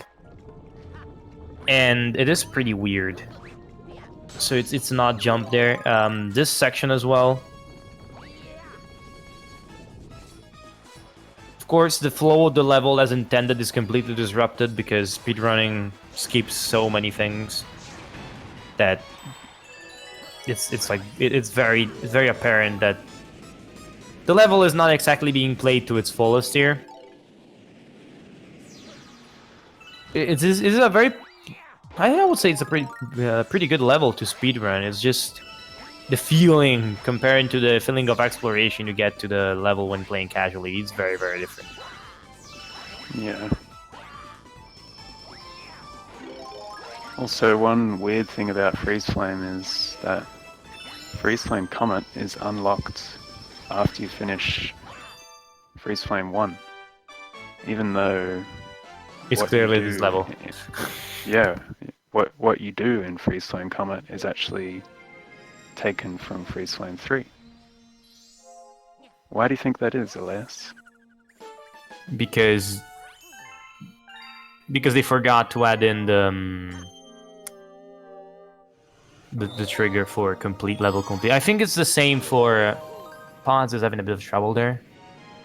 Yeah, not exactly the ideal way to get up there. I think they forgot to add a trigger or misplaced the trigger, which basically the trigger was set to complete star in Freeze Flame instead of star free in Freeze Flame. So just triggers when you complete a star, and that being a star in Freeze Flame, you can complete Freeze Flame 1 or Secret, and it works. I have to see, has it ever been tested if doing Freeze Flame Secret unlocks the Comet? I don't think so. Not that I know of, yeah. We should test it to see if my theory is correct. It's just trivia at this point, but it's interesting. Interesting trivia about the game. Because if the trigger is really a star, that Secret should work because it's a star in Freeze Flame. Now, Danny going for the slope climb, which is... I haven't seen this strat in a while. There is a faster strat, but it's only faster by about a second. Involves diagonal wall jumps. Oh, I didn't know that. This level is it's fun because it has some cool movement. I would say this level is the best level to play in the game if you nail it correctly. The feeling is just yes. Yeah, especially the triple jump with the thwomp thingos. What would you call them?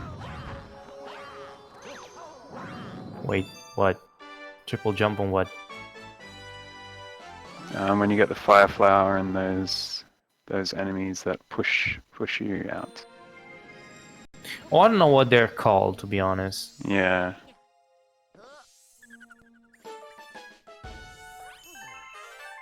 Yeah, Dark Metropolis. I'm surprised, like, the number of people that don't know that this game is also playable as Luigi. As in, I've completed this as a child, but effectively, if you don't 100% this game with Mario, which I mean, it's understandable if it doesn't happen because not everybody likes completing the game 100%. A lot of people don't know that this game is also playable for Luigi, and you unlock that by 100% the game with Mario. So it is pretty interesting as a fact that still after all this time, secrets in the game, things in the game are secrets for people. That's kind of beautiful, actually. Now, yeet time.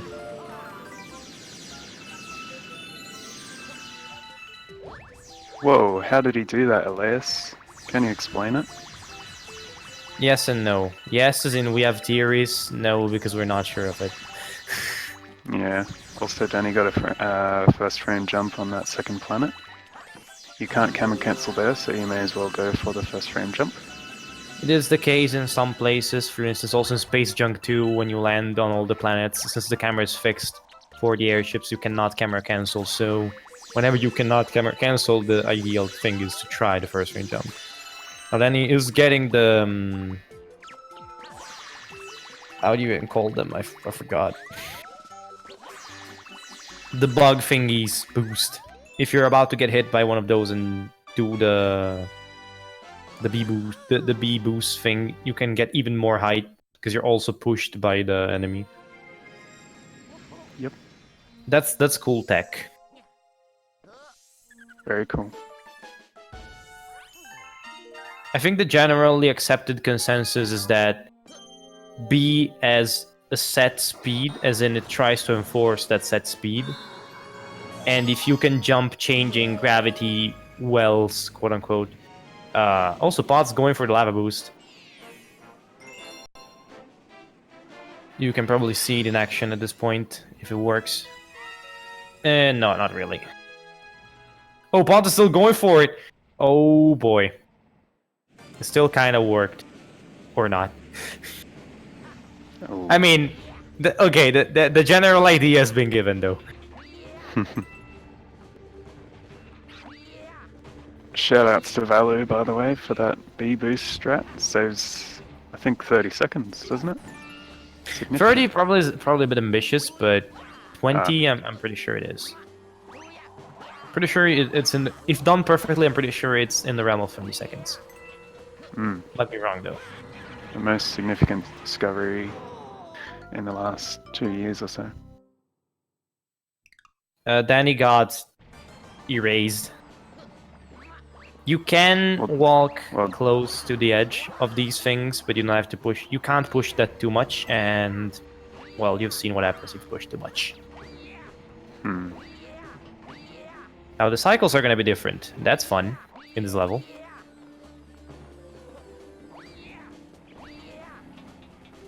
Clearly Danny knows his backups though, so that's interesting.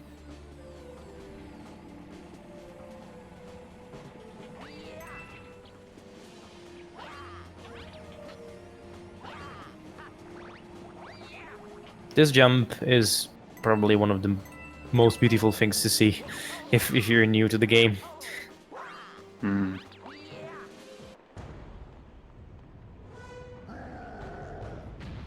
It's not just as simple as holding right as your long jump. No. You have to change it in the air and spin at the right time. Or not spin sometimes. It's weird. True, true. If you do everything perfectly, you don't have to spin. Because if you spin, and you do everything perfectly and you spin, you die. I know, right? The reward for doing everything perfectly and spinning is that. That's nice. Yeah. Also Danny getting bodied by Bowser. And then bodies Bowser in response. You will see another cancel in this fight. Danny canceling, hitting the tail of Bowser, and then spinning in Bowser's face. What that does is the spin in Bowser's face interrupts his own spin, and the hit on the tail blocks the fireball attack. So that's a pretty hefty time save combining these two factors. Because else Bowser will go on spouting fireballs for quite a long time, which is of course something that you don't want when you're speedrunning a game. Having the game do stuff whilst you can do nothing. So we find even better ways to kick Bowser's. Oh, Podz taking a death. Freeze Flame 3. It's a quick death though. All right, let me just die quick. Let me just quickly die for a second there.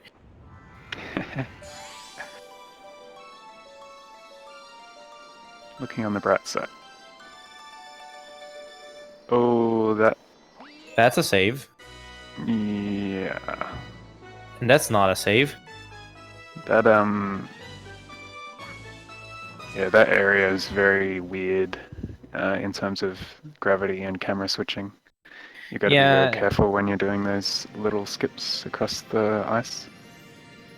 Yeah, it's also a case of, I think Podz is also having a case of his run is not going very well, so he's on mistakes beget mistakes, as you can see right now. He's trying to get the ice flower back. Yeah. But you can't do that. I think Podz is frustrated and a bit tilted, so not focusing as much. Maybe it's not even a case of that. It's just that if you're not 100% the game, and you tend to just do things slightly different, and that throws. Even though that might slightly different strategy might work, it just throws you off, and your reactions are a bit different, and that begets another mistake, which reinforces this positive cycle, and it's kind of hard to get out of that because there is a positive feedback ingrained in the mechanic. And I have to say that Podz, as far as I know, is a very, very momentum-based person with runs. So if he starts running well, he really gets a good run, but also the reverse is true. So that is both a blessing and a curse, depending on the situation. And I think right now we're seeing the worst of the two. Yeah, I think that sums it up well. Now, Danny getting into quote-unquote proper late game, as in engine room. And Gold Leaf, right off the bat, being a very, very interesting place.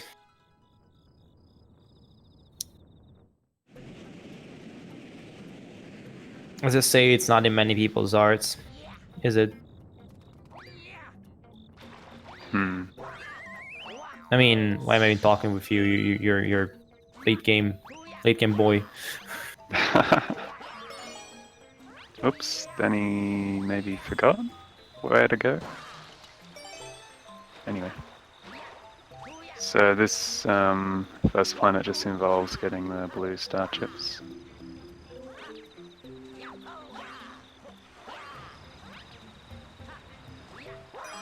Yeah, then Danny there, a bit of a lapse, I think. Being a bit on autopilot. Yep.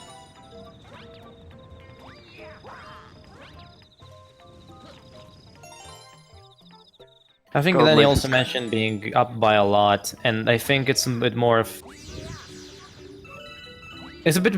Probably is a bit of managing going on inside his head, being like, okay, probably will not be able to PB. And... Yeah. This run is probably... I mean, unless I make very big mistake, I probably have this bagged, so... It's a bit of a case of, I can just manage and not push 100% or focus 100%. That might be happening, like, subliminally or something.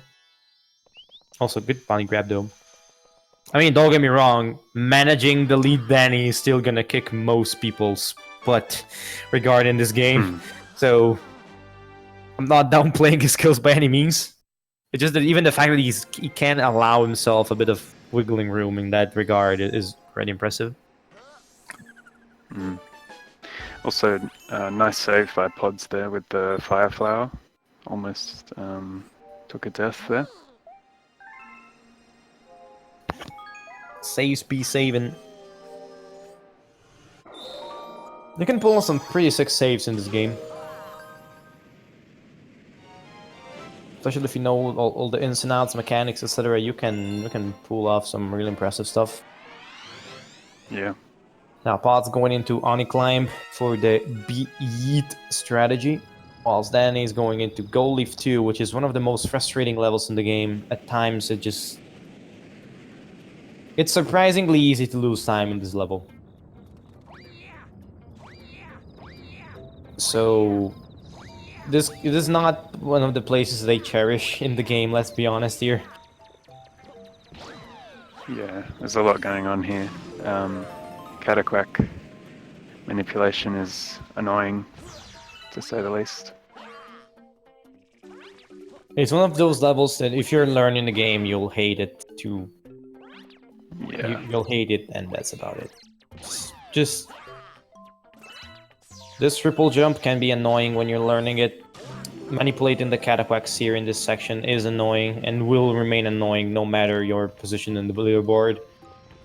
And the final section is a bit more easy with Luigi because you have a bit more height, but with Mario it's an absolute nightmare and a half to nail all the jumps. There Danny is trolled a bit by the ground move by the mole and is not able to get the backflip on the first try. Of course, that thing is not possible with Mario because you lack the height necessary, and here you would have to get to a boosted jump bounce on the ground, on the dirt move with the mole. So everything in this game with Mario is hard. Yep.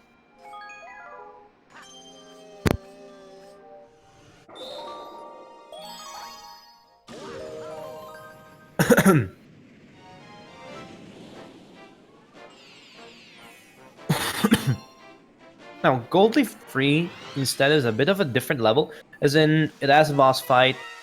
Most mechanics are not as finicky, and it is very satisfying to play it if you play well. This is my favorite level in Gold Leaf.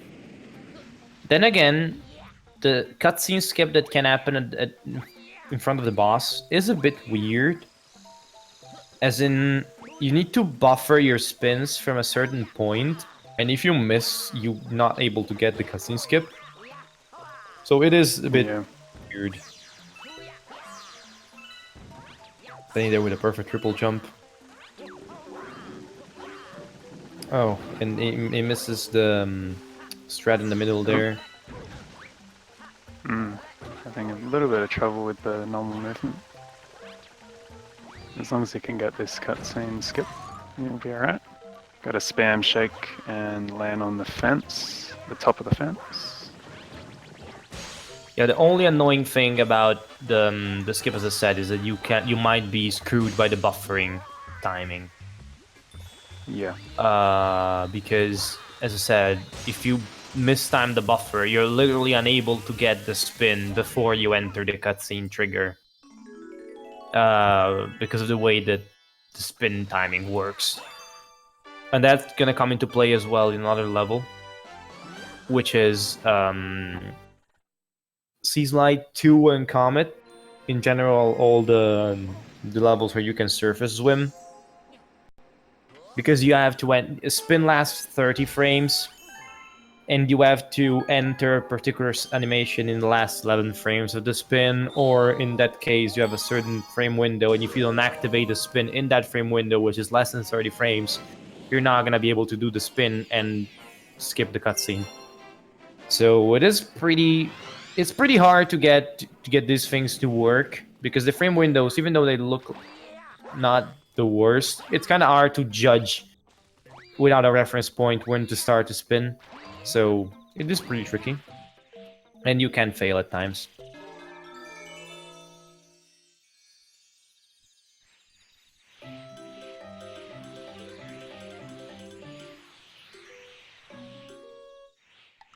Now then here with the musical notes being a bit annoyed, but they are pretty annoying.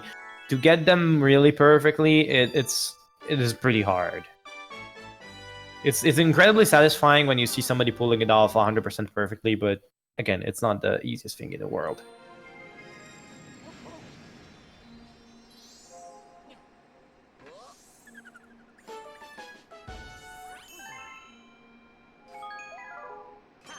Now on to Gold Leaf Secret.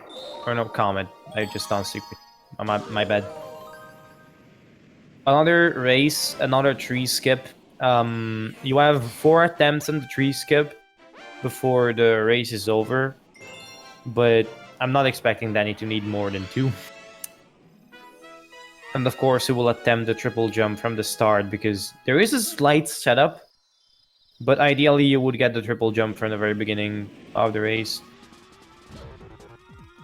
Again, first frame jump from Danny here, saving a bit of time.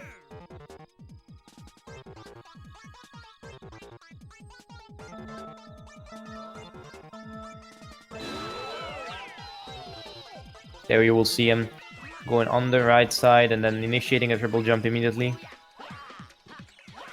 See if he's gonna be able to land up there. He is, and easy money. Very good. Podz has just finished Bowser 2 in the meantime and is gonna head towards the engine room. Little Danny's lead is looking almost unassailable now, so unless there is something major going on, I doubt we're gonna see a lead change. Then again, everything can still happen. And now we're heading towards a bit of an auto-scroller level in Seaslight 1. So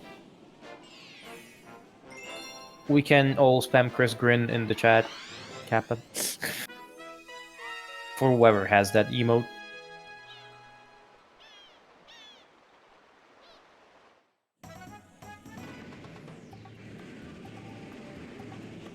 Now, I've already mentioned the subject of server swims a bit.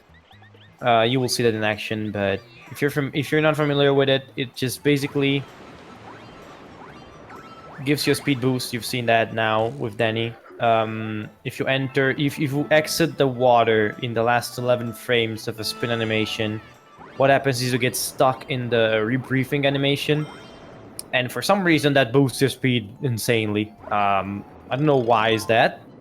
I don't think anybody knows why is that, but it just works. So it's also a thing that can be discovered while playing the game casually. I mean, I did discover that when playing the game casually before, when I was about 10, 11. So it was a thing. I, of course, back then had no idea what speedrunning meant, or that even existed. People who speedrun games even existed. So that's an interesting thing, I guess, to mention.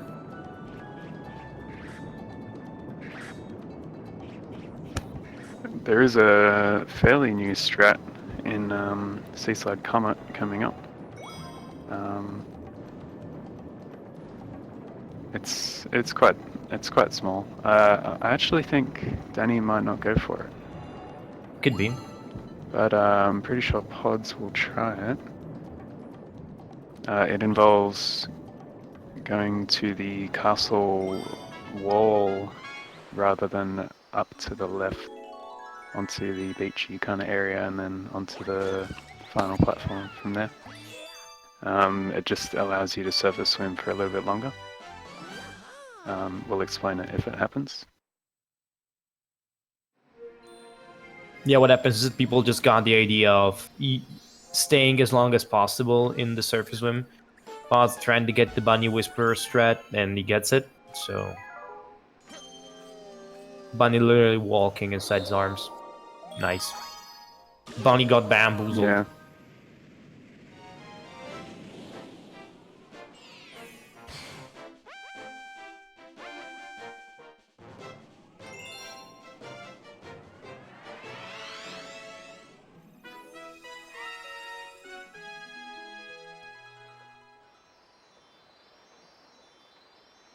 So, as you mentioned, you probably have not been able to see it, like the speed of the surface swim. That there's a pretty hefty speed difference between swimming speed and surface swim hyperspeed, basically. And without surface swimming, you can lose this race. It's not that hard, especially if you make a slight mistake or get a shell by mistake.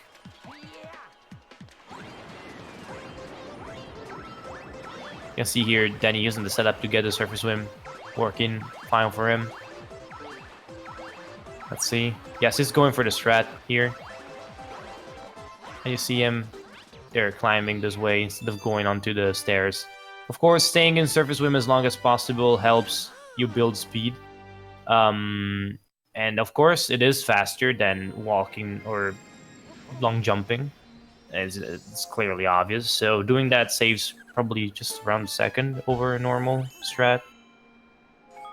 Apparently 1.7 at least, if done Okay. well. Yeah, the thing is that I don't think we've gotten to the point of being reliably done well. Also, Podz having a bit of trouble with Gold Leaf 2 here. I mentioned this jump being annoying. I've never seen that outcome before, though. Yeah, it's hard to set up again because the camera is kind of unfavorable.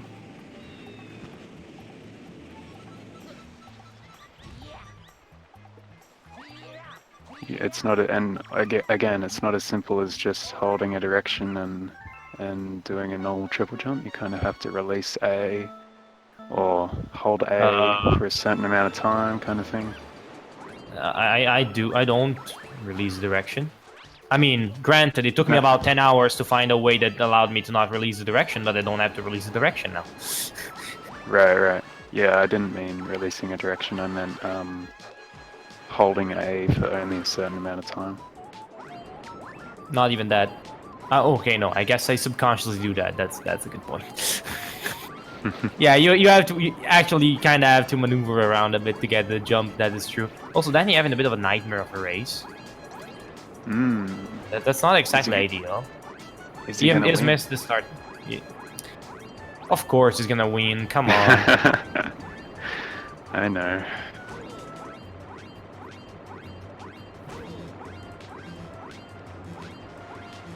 Not going for the setup there. Pretty sure he hasn't got a coin yet, which is helpful. Well, yes, not getting coins helps you not getting text boxes, which helps you be faster. Spoiler. How much does it save? Depends on the level. A coin text box, though, I think is still 40 frames. So if you're not gonna be idle for those 40 frames, i.e., you got star bits, for instance, you are gonna be saving most of these 40 frames, not getting coins. Yep. Or if you do get animations like this, not getting like the new galaxy, etc. Every single text box will allow you to save some frames. Oh, Podz got the triple jump in Gold Leaf 3, that was nice. Having a bit of trouble now. Ooh, yeah. Going up there. Oops. In the meantime, Danny's headed towards Toy Time now, which is another interesting level. Let's see if he gets the first frame. No. If you get the first frame, it's possible to catch a particular cycle called Chrism Cycle, because obvious reasons, from the person who discovered that. And you can jump on the other train and be faster in general, which saves quite a bit of time, actually, if you're able to get it. So probably this is the place where the first frame jump saves the most, I think. Not Free Sim Comet. Because of the whole cycle thing. And if you get on the other train is going in a favorable direction instead of opposite direction, so that's even more momentum conserved. So that there's a lot of things going on.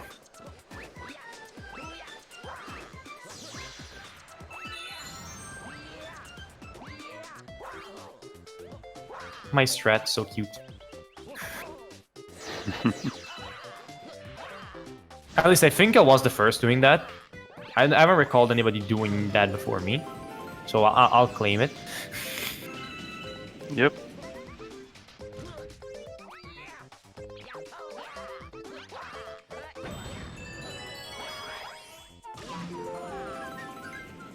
Now towards Podz. That was the north box with Podz. Armpit skip. I'll let you do the honors this time. Yes, so gonna be running going to be wall jumping in between the arm and the body of Mecha Bowser. The tricky bit is making sure that your wall jumps are not angled. And Danny didn't do too badly there. And then skipping the spring mushroom because it's slow by using backflips and spins. Alright, right. Listen, I have an idea. I'm a Nintendo employee. What if we gave people the power-up to jump slightly higher than their triple jump? But listen, they have to bounce around to move at a very slow pace. Isn't that the best of ideas? Yeah, that sounds fun. Alright, let's put that in the game. Deal.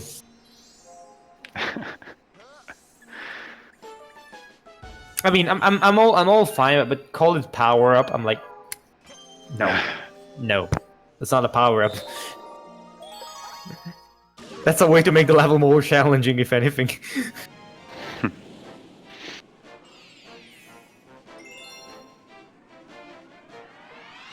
Now, Toy Time Secret. This is another interesting level.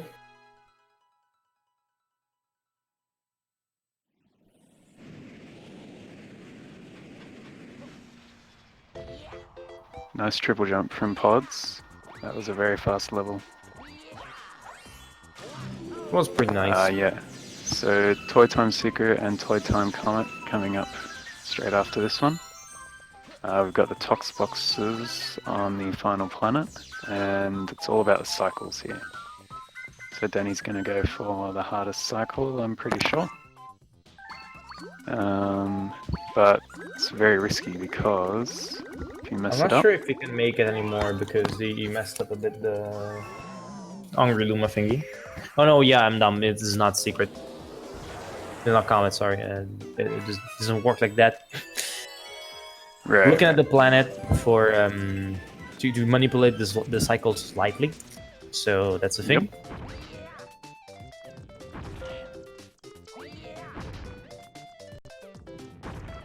You did get a very good landing, so no smoke there. You just wow, barely made it. that was very good.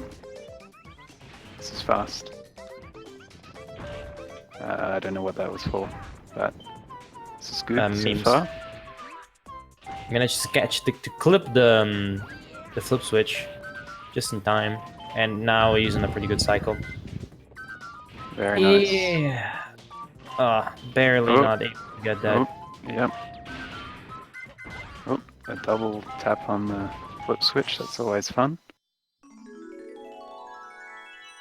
These flip switches always pulling off jokes. Aha, real nice. Then you got a pro. That camera there can mix you up very much. Yeah. In the end of the level, probably got a bit flustered after the flip switch thing. This level is very reliant on your own rhythm and pacing, so something disrupts that. Not very good. Something to note is that the red moving spike platforms are bigger in Toy Time Comet, which is the level coming up right now. So you can't really do the thing where you step onto the flip switch and then immediately jump off, even if the red platform is on that flip switch that you're trying to jump onto. Or jump off of, I mean. So it's a little bit different, but again, it's a similar concept. But it and the harder. Tox boxes are also... Oh, no. That's not good.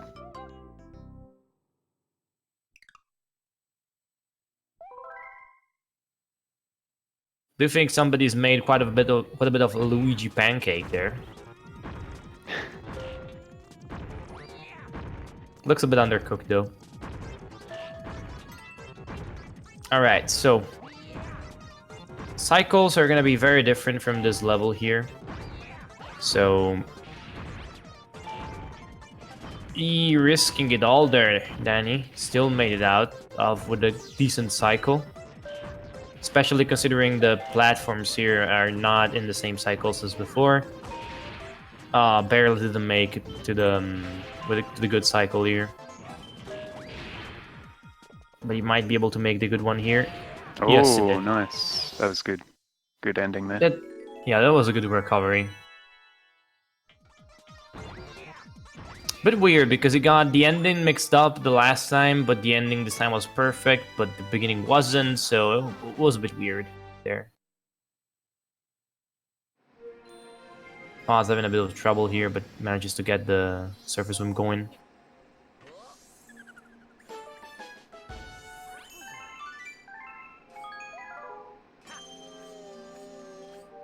Oh. This is the risk of this strat. And yeah, probably lost more time than he gained there, Podz. But then again, it's always good to introduce new strats because you get to practice them during the runs. And until you introduce them, you never know what could happen in the run, or basically, you never gain the time save. So at some point, you have to introduce strats. Sometimes it's even better to do that, even if you're still technically losing a second or two by doing that. It's because you get used to them faster. Now then you're gonna do Toy Time 2 now. Which is a very interesting star.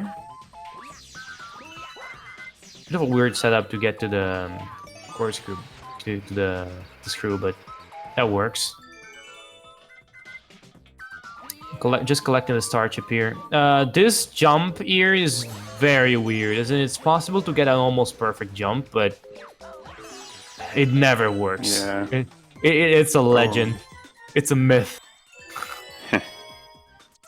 And backflipping, using the backwards momentum, bouncing off that small Mecha Bowser thingy.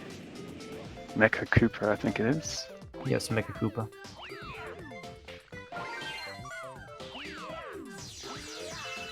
Here is long jumps. Let's look at Podz with his surface swing. Good so far.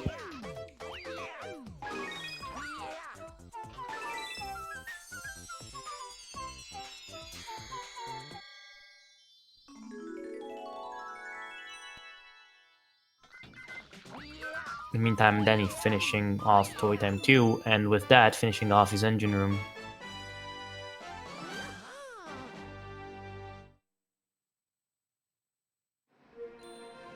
Oh, Podz is Trying to get a surface swim there. swim.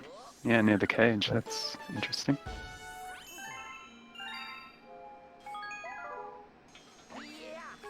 Finally gets the surface swim there.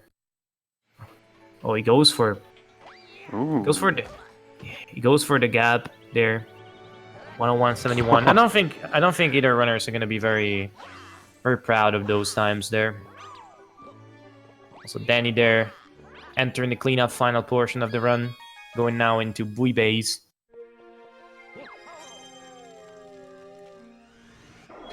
So yeah, doing pretty well, Danny here. I'm not sure he's gonna be able to get a PB, but I don't think he's gonna be too disappointed with this run. Granted, everything could still happen, but...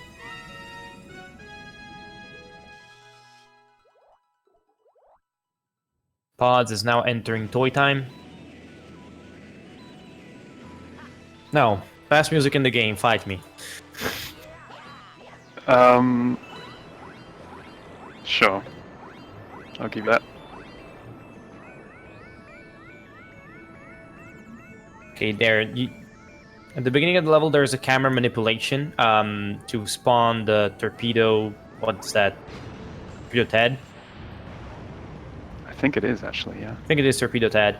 Yeah, and you can spawn him in particular conditions, which I don't even remember what the conditions are 100%. It's just a pretty weird setup. You just have to look at him, but also don't. It's weird. It just works. I just happen to have forgotten the details. So you have to go down in a particular way now, tower climbing, without paying attention to the star chips, because there's a skip there. Also, that was very fast. Also, that was very zapped. You have to spin as well. as you go down onto the spring, you need to spin at a certain time to be able to kind of get a double spin off it. What happens is that you gets you there. you bounce on the springer and you spin. So what happens is you get kind of a double bounce plus the spin height, and that is barely enough with Luigi to be able to reach the gravity well of the planet above without the pool stars. This is exclusive to Luigi, and with Mario, you have to collect the star chips because you can't gain enough ice, no matter how hard you tried. Now we get back in again for the secret, which follows the same principle with the torpedo head spawning technique. Then you just have to go for the cage here. Pod's also dying there. It's a tricky skip.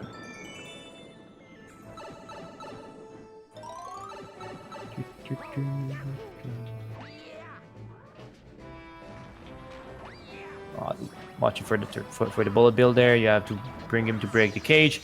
There's a lot of things that can go wrong there. It can hit the enemy, it can hit the big amps, it can you can fall off and get back into the water. It's annoying whenever something like that happens because it's almost at the end of the run and you're kind of expecting to be able to play it at your best here. So if mistake happens here, it's very, very annoying. Yeah.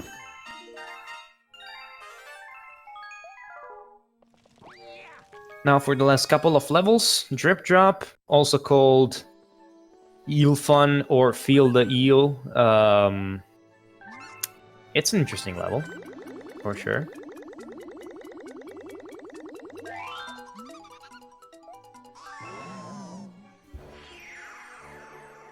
By now I think you're familiar with the concept of objects moving, so it shouldn't surprise you that also enemies do that. And you have to kill 3 eels here. And of course, everything's planned as so to kill them as fast as possible. So when this level is done by somebody that's a top level runner, it's always a good sight to see. Especially if you struggle with this level, or you do struggle with this level speedrunning or casually. Some of these things just sound so easy, it looks so easy when you see somebody that's able to do that, and then you try yourself and like, how? Yeah. Again, it's a little bit different with 4x3. Oh, the eels won't. Okay. The eels won't move as much because they're not on screen. No, I don't think what's happening is normal. I think I've just cursed Danny. That happens. Oof. That wasn't you said it wasn't. You said it wasn't real, though. Yeah, true. So Danny cursed himself. F. Danny always cursing himself. Damn. Alrighty, let's see how Podz goes with the Toxbox cycles. Didn't risk it there. Good move, as in was basically no point risking that now. Alright, now we gotta do our final talk to Toad. And yeah, this star is a meme. Like, this Luigi is a meme.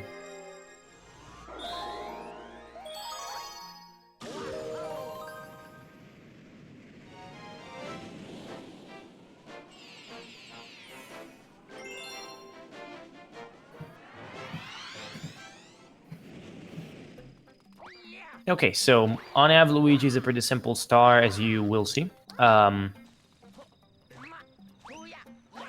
It isn't too hard.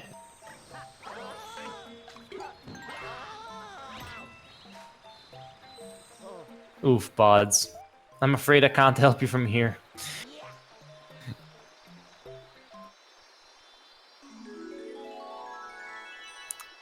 And then he's done now with cleanup, and we'll enter the final level, just before the 2-hour 20 mark. Correct me if I'm wrong, we're paced for 2:36. 26, sorry. Not 36, I'm dumb. Yep, that should be right.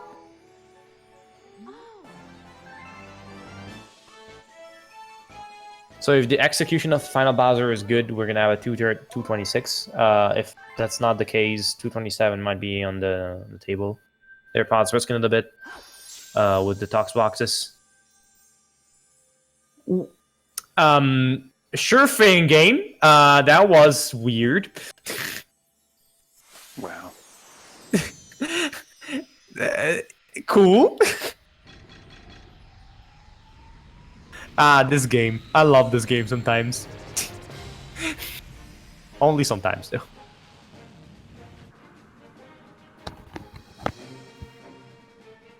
Alright, Timba, you have to do it now. You know what I mean, right? You do have to do it. No, I know. Just saying that you have to do it, not that you have to do it right now. If the restreamer would load. Go, Luigi! I was gonna do it. Too slow.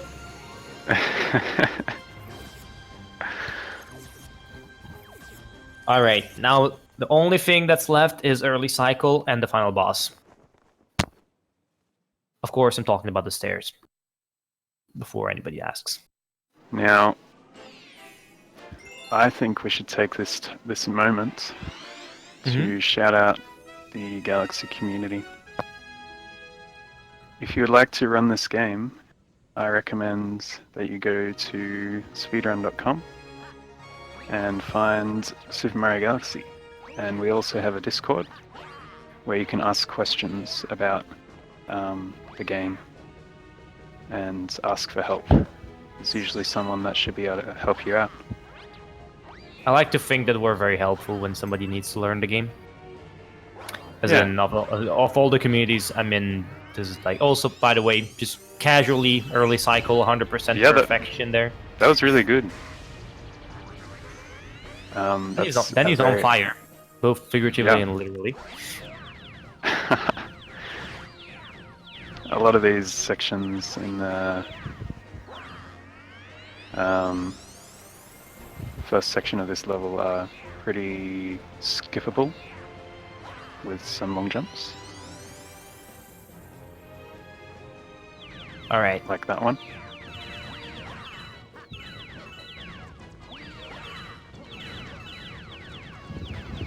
Yeah, does anyone want to drop the Discord link in chat? If not, I'm gonna be. I want to. If nobody does, I can't do that. But we got it. All right. Final section here. And you're not going for the swamp platform there. You're probably going for this trademark Danny movement. Yes, Danny found this movement. Here it goes. It's good for 4x3 as well. So you use the iframes to get into this bullet bill, and on top of that... I beg your pardon, Banzai Bill.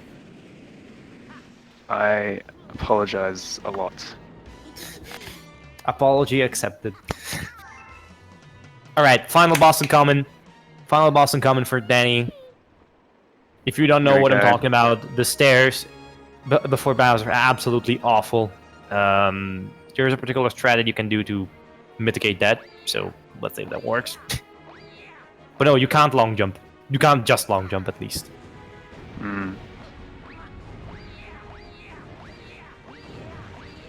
You're only just at enough height. Very nice. If you try to long jump from the start of the stairs to the end, you just bonk at some point. You have to do some kind of different jump at some point to be able to make up the whole stairs. And it causes a lot of frustration when you're trying to save time in this level and you don't understand how the stairs work. Bonk on every single one. Yes, when you start it, when you start to run the game, you most likely bonk on every single stair. Podz having to wait a bit for the torpedo there.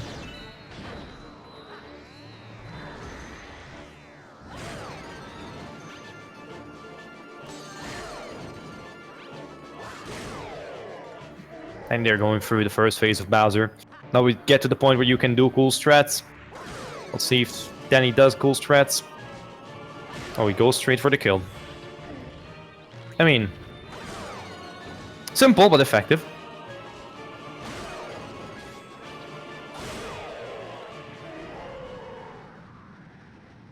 Podz is climbing buoy bays in the moment.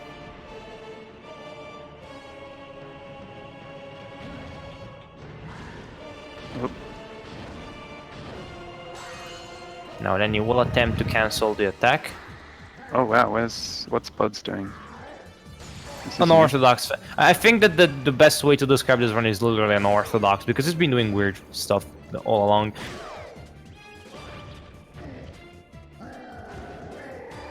I mean, it's not necessarily bad stuff, it's just different movement than usual. Yeah. He missed the spin there, to the tail. On the plus side, it means he has literally a literal huge amount of fireballs with which to cancel the attacks. But they're also going around for a bit, so that's not going to be very helpful. Oh. And I think we're in for a 227 free something. Probably CK's in the chat. We probably already have the final time. I think it's a 226. 226.57.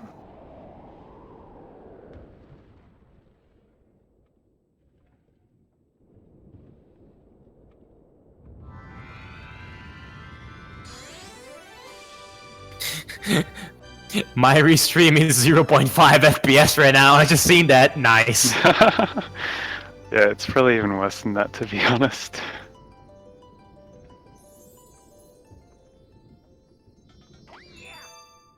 And no backflip. Nice. GG to Danny.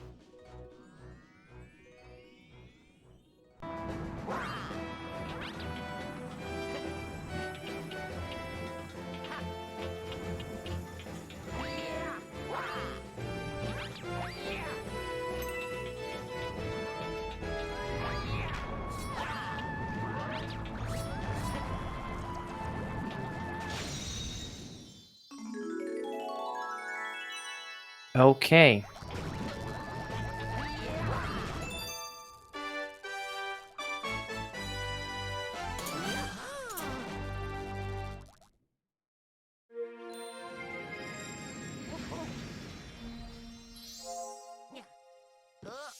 All right. Podz, congratulations to our winner, Danny, by the way. In the meantime, I think... All right. I think somebody's here.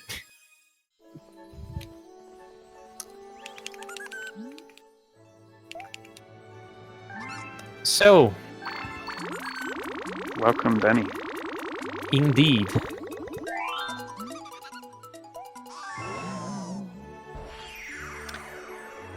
Now, Mr. Danny G, as I suppose stands for gamer, can you hear us? No, we cannot. We cannot hear you, Danny, if you are speaking. No, Danny, I think he probably has problems with the mic, I don't know. Okay. We'll get him in here in a little bit. But in the meantime, let's focus on Podz's trip drop. Again, Podz is playing in 16:9, so he's going to have to manipulate the camera slightly differently to how Danny did. See if he can nail everything first try.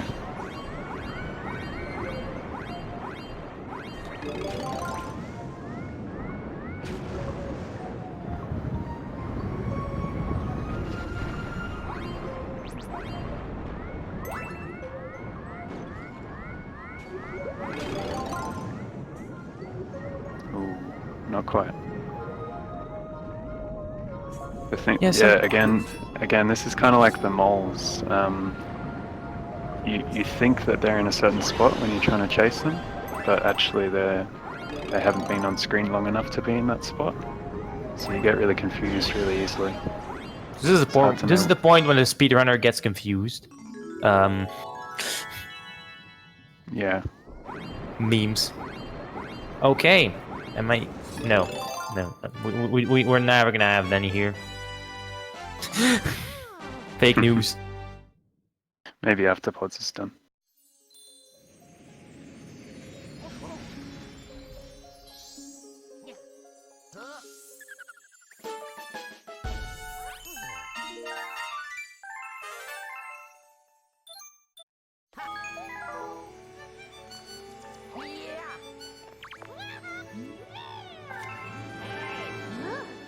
Danny, are you with us? No, then he's not with us again.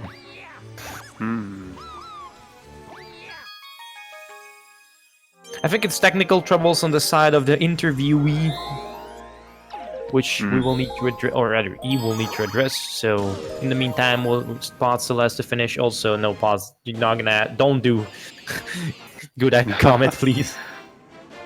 Hey, he could.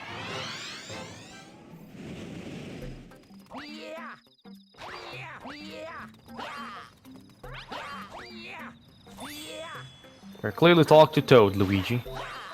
That's the reverse.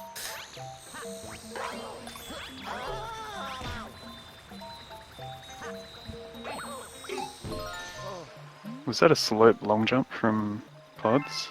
It's pretty cool. I think it's just going for style points at this point.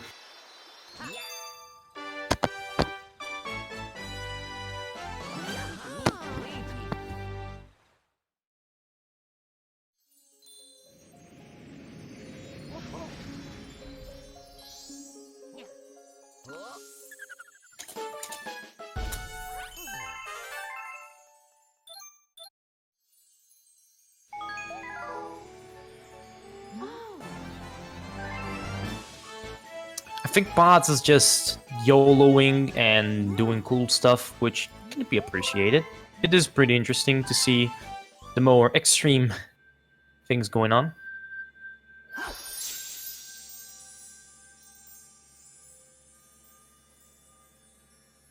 Yeah.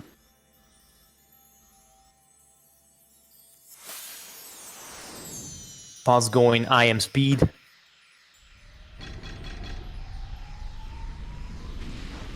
Also, you have your chance to redeem yourself. I can't see the stream, so unfortunately not. Oh no.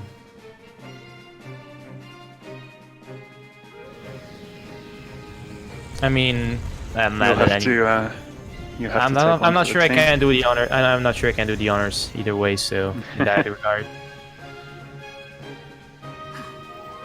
At any rate. Go, Luigi. Oh hi. Oh my gosh, I hear voices. Yo. This is unreal right now. Unreal, you know, right? Yeah. I don't even know what I did to fix it, but I'm here now. Alright. So, I think we have been dueling around quite a bit, so let's just cut to the chase after your congratulations for the win. I'll rate the run 1 to 10, I guess, considering it's a race. First half we'll give it about a 6, and then it goes downhill from there. Just a 6? It looked very solid, actually. It was very good up until Space Junk Comet. I was, let's see if I can find my PB comparison. I was minus 10 on my PB going into Space Junk Comet, and then I lost 40 to everything. Yeah. And even that wasn't so awful. I think the next really bad thing to happen... Oh, I don't know. It's kind of hard to tell because, like, I have time saved throughout, but, like...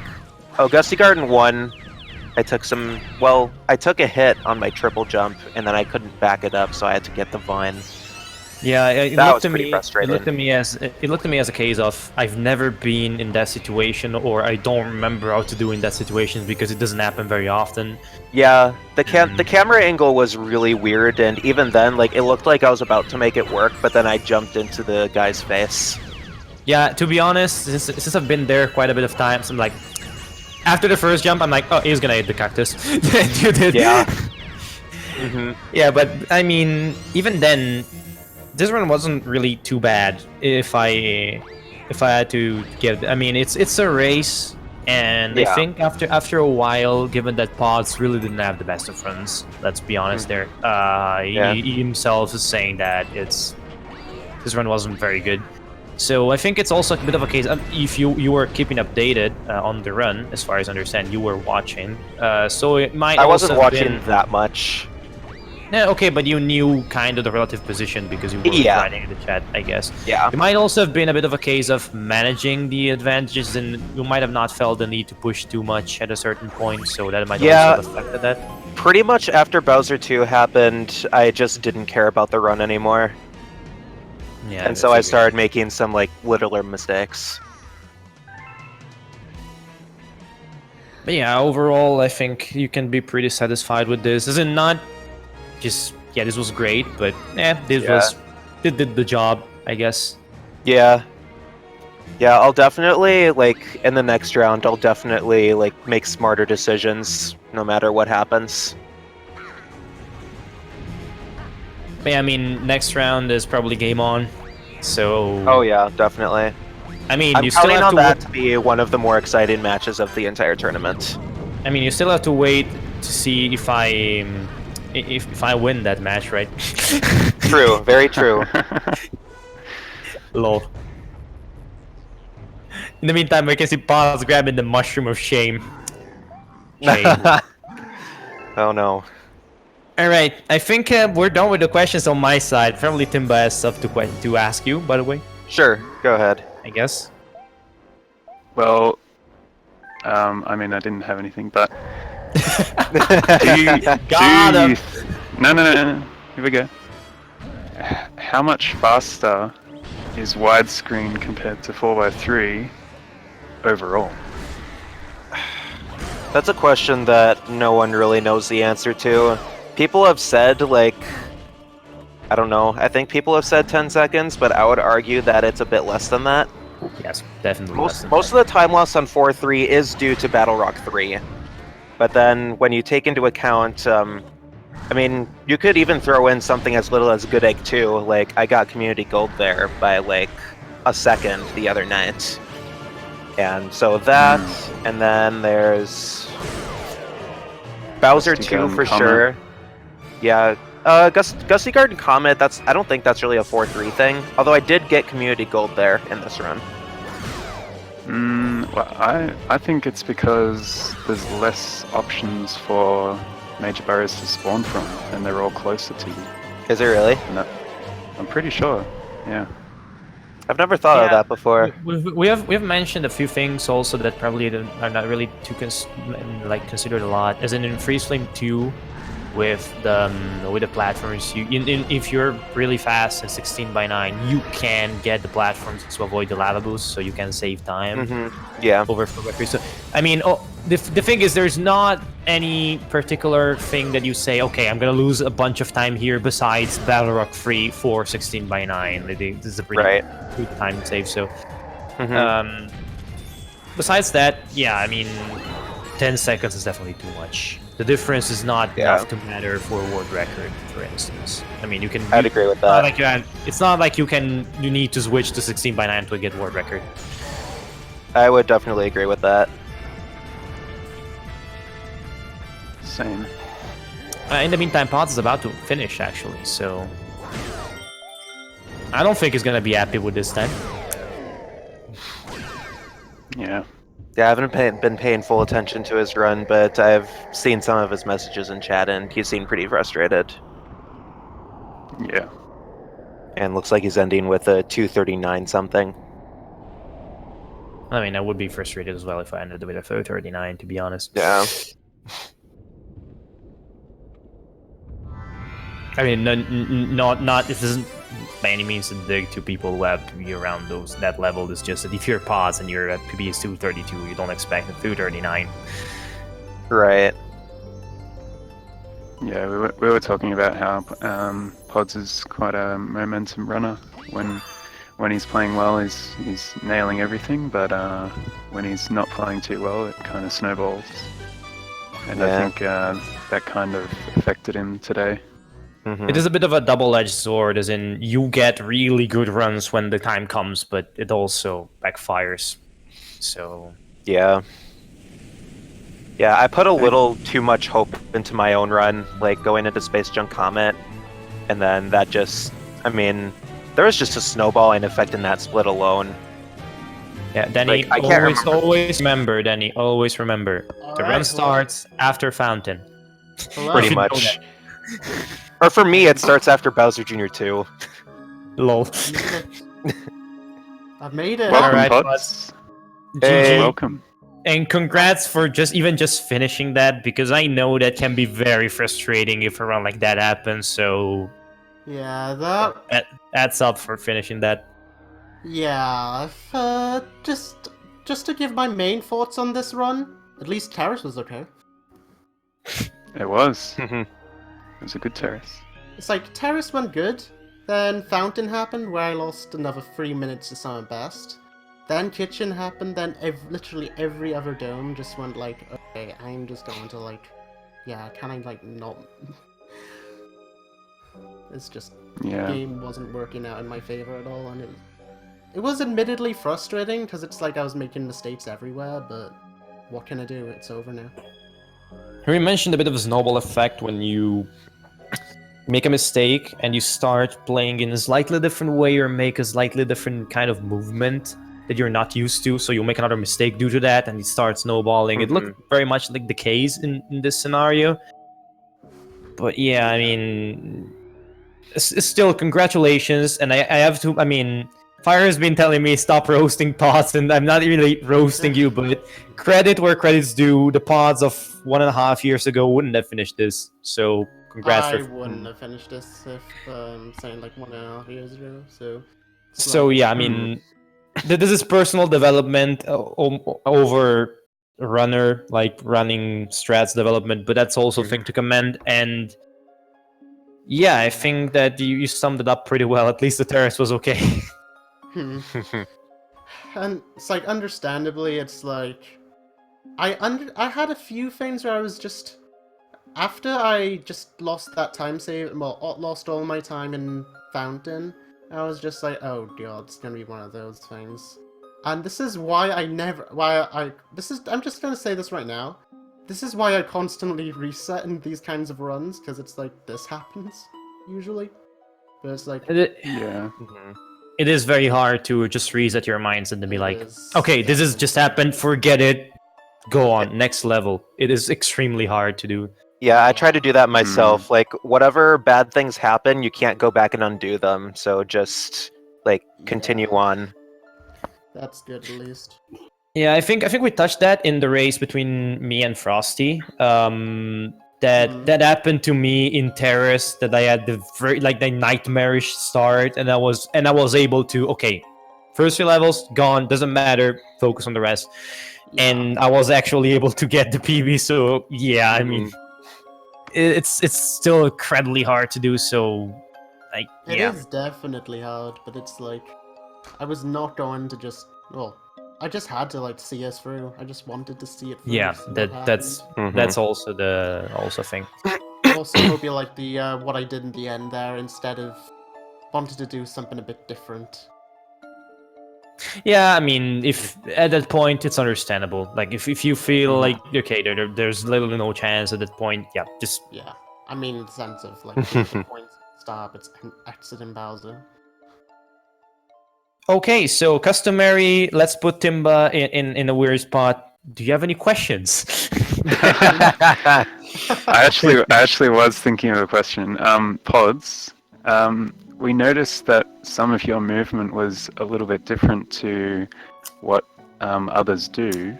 Not necessarily slower, but just like a different way to approach the same thing.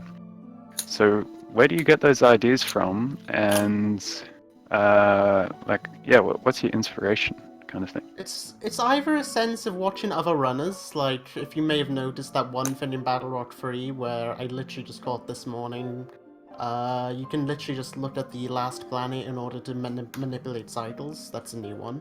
Or it's just things that I've just grown to like try out. Mainly the Battle Rock 1 and the Honey Eye Free thing for extra star bits and stuff like that. Hmm. Because in specific, it does give me a bit better results, but it's like, it works out for the most part. Another example I remember was Boy Base 1. Oh, that wasn't new movement, that was just me just trying to get out of the level, just couldn't think of what I needed to do. No, okay. Okay. That's a bit of a case of overthinking then on our part.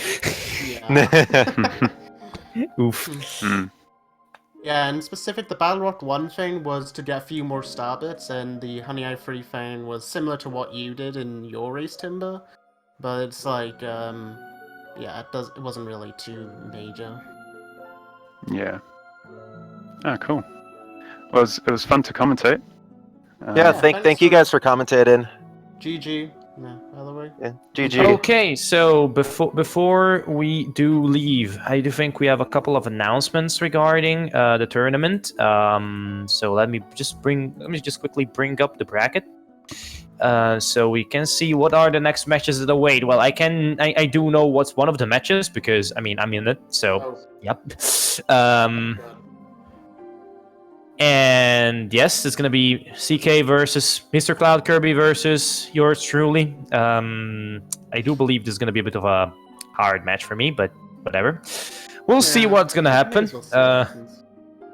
Okay, then the person virtually next to yours truly again. So my man Timba against Creepygar. I don't know if that match being scheduled right now. Is it a case of just still needs to happen? Or It's in the process of being scheduled. It might be next weekend. Oh, okay. Cool. That's pretty interesting. If it's a good time, I might commentate that. Okay, then we have Fire Breather versus True Gamer. That's gonna be this is also in the process of being scheduled. So we hope to get through with that match soon because then we can proceed with the we've completed the round of 16, so we can get to the quarterfinals finishing. And I mean, the match has just happened now, so Danny's gonna eagerly await his opponent, which is probably gonna be CK because no way in hell I'm gonna win that. But hey, you never know. Crazy things can happen. Maybe CK won't get enough star bits going into Sweet Slate. Maybe. Hmm. Oh yeah, something I want to bring out before we end. Yes. You may have noticed that there was something in Bowser 3 that you may have slightly noticed that I've never actually seen before. No, I've noted. well- Now that you think about it, you clipped inside the Toy Time Comet thing. What the hell? Yes, I know. What? What? I was so confused myself. I was like, "Oh, what are you? Are you okay, game?" Yes, and then Maybe clipped I outside. was- That's something I Danny need to just- go back and watch. Yeah, just rewatch it because it was. Yeah. Just What? rewatched that. That was Excuse insane. me. Something else I wanted to bring up. When you go into the second hit, you may have noticed Bowser was for some reason just went straight at me for some. You know, Bowser usually. Well, I know what happened. When Bowser is in the rolling states, and if he hits a crystal or something else, it Yeah. can change direction. So that was why it happened. It Oh, hit that's it hit a coin crystal and it changed direction. It's just not very notable when you do that in the when he rolls on the ground and you spin hit him. But in the final phase of the final boss fight, it's pretty apparent and it can happen, and I knew it could happen. It happened that way, so now you know. Okay. And also, in Dark Matter Plant, there was something small I noticed with Luigi I had to clip, because it was like... it was a bit of a weird, minor thing that I just noticed, but it was like... Yeah, the game is broken. I don't know what it was, but it's Classic. basically... as I was doing that one triple jump onto the platform, you know, the... Well, it was like right at the first half of the level that I was trying to do a triple jump on the platform, and Luigi's sprite just hecked out, and I was like, okay, cool. Did No, it I'm move not- to the left? Did it move Oh. to the left instead of the right? But yeah, that's all. Well, I don't. I personally have no idea what we're talking about right now. As in, like, I don't remember. But I guess I will rewatch the clip. However, I do think it might be best to end it up right there. So thanks to Sounds everybody that Thanks for having thanks us. to everybody that followed the race today. It was a pleasure to be here with all of you. And I'm your host Aleus, and with me again Timba, signing out. Bye. See you guys. Bye.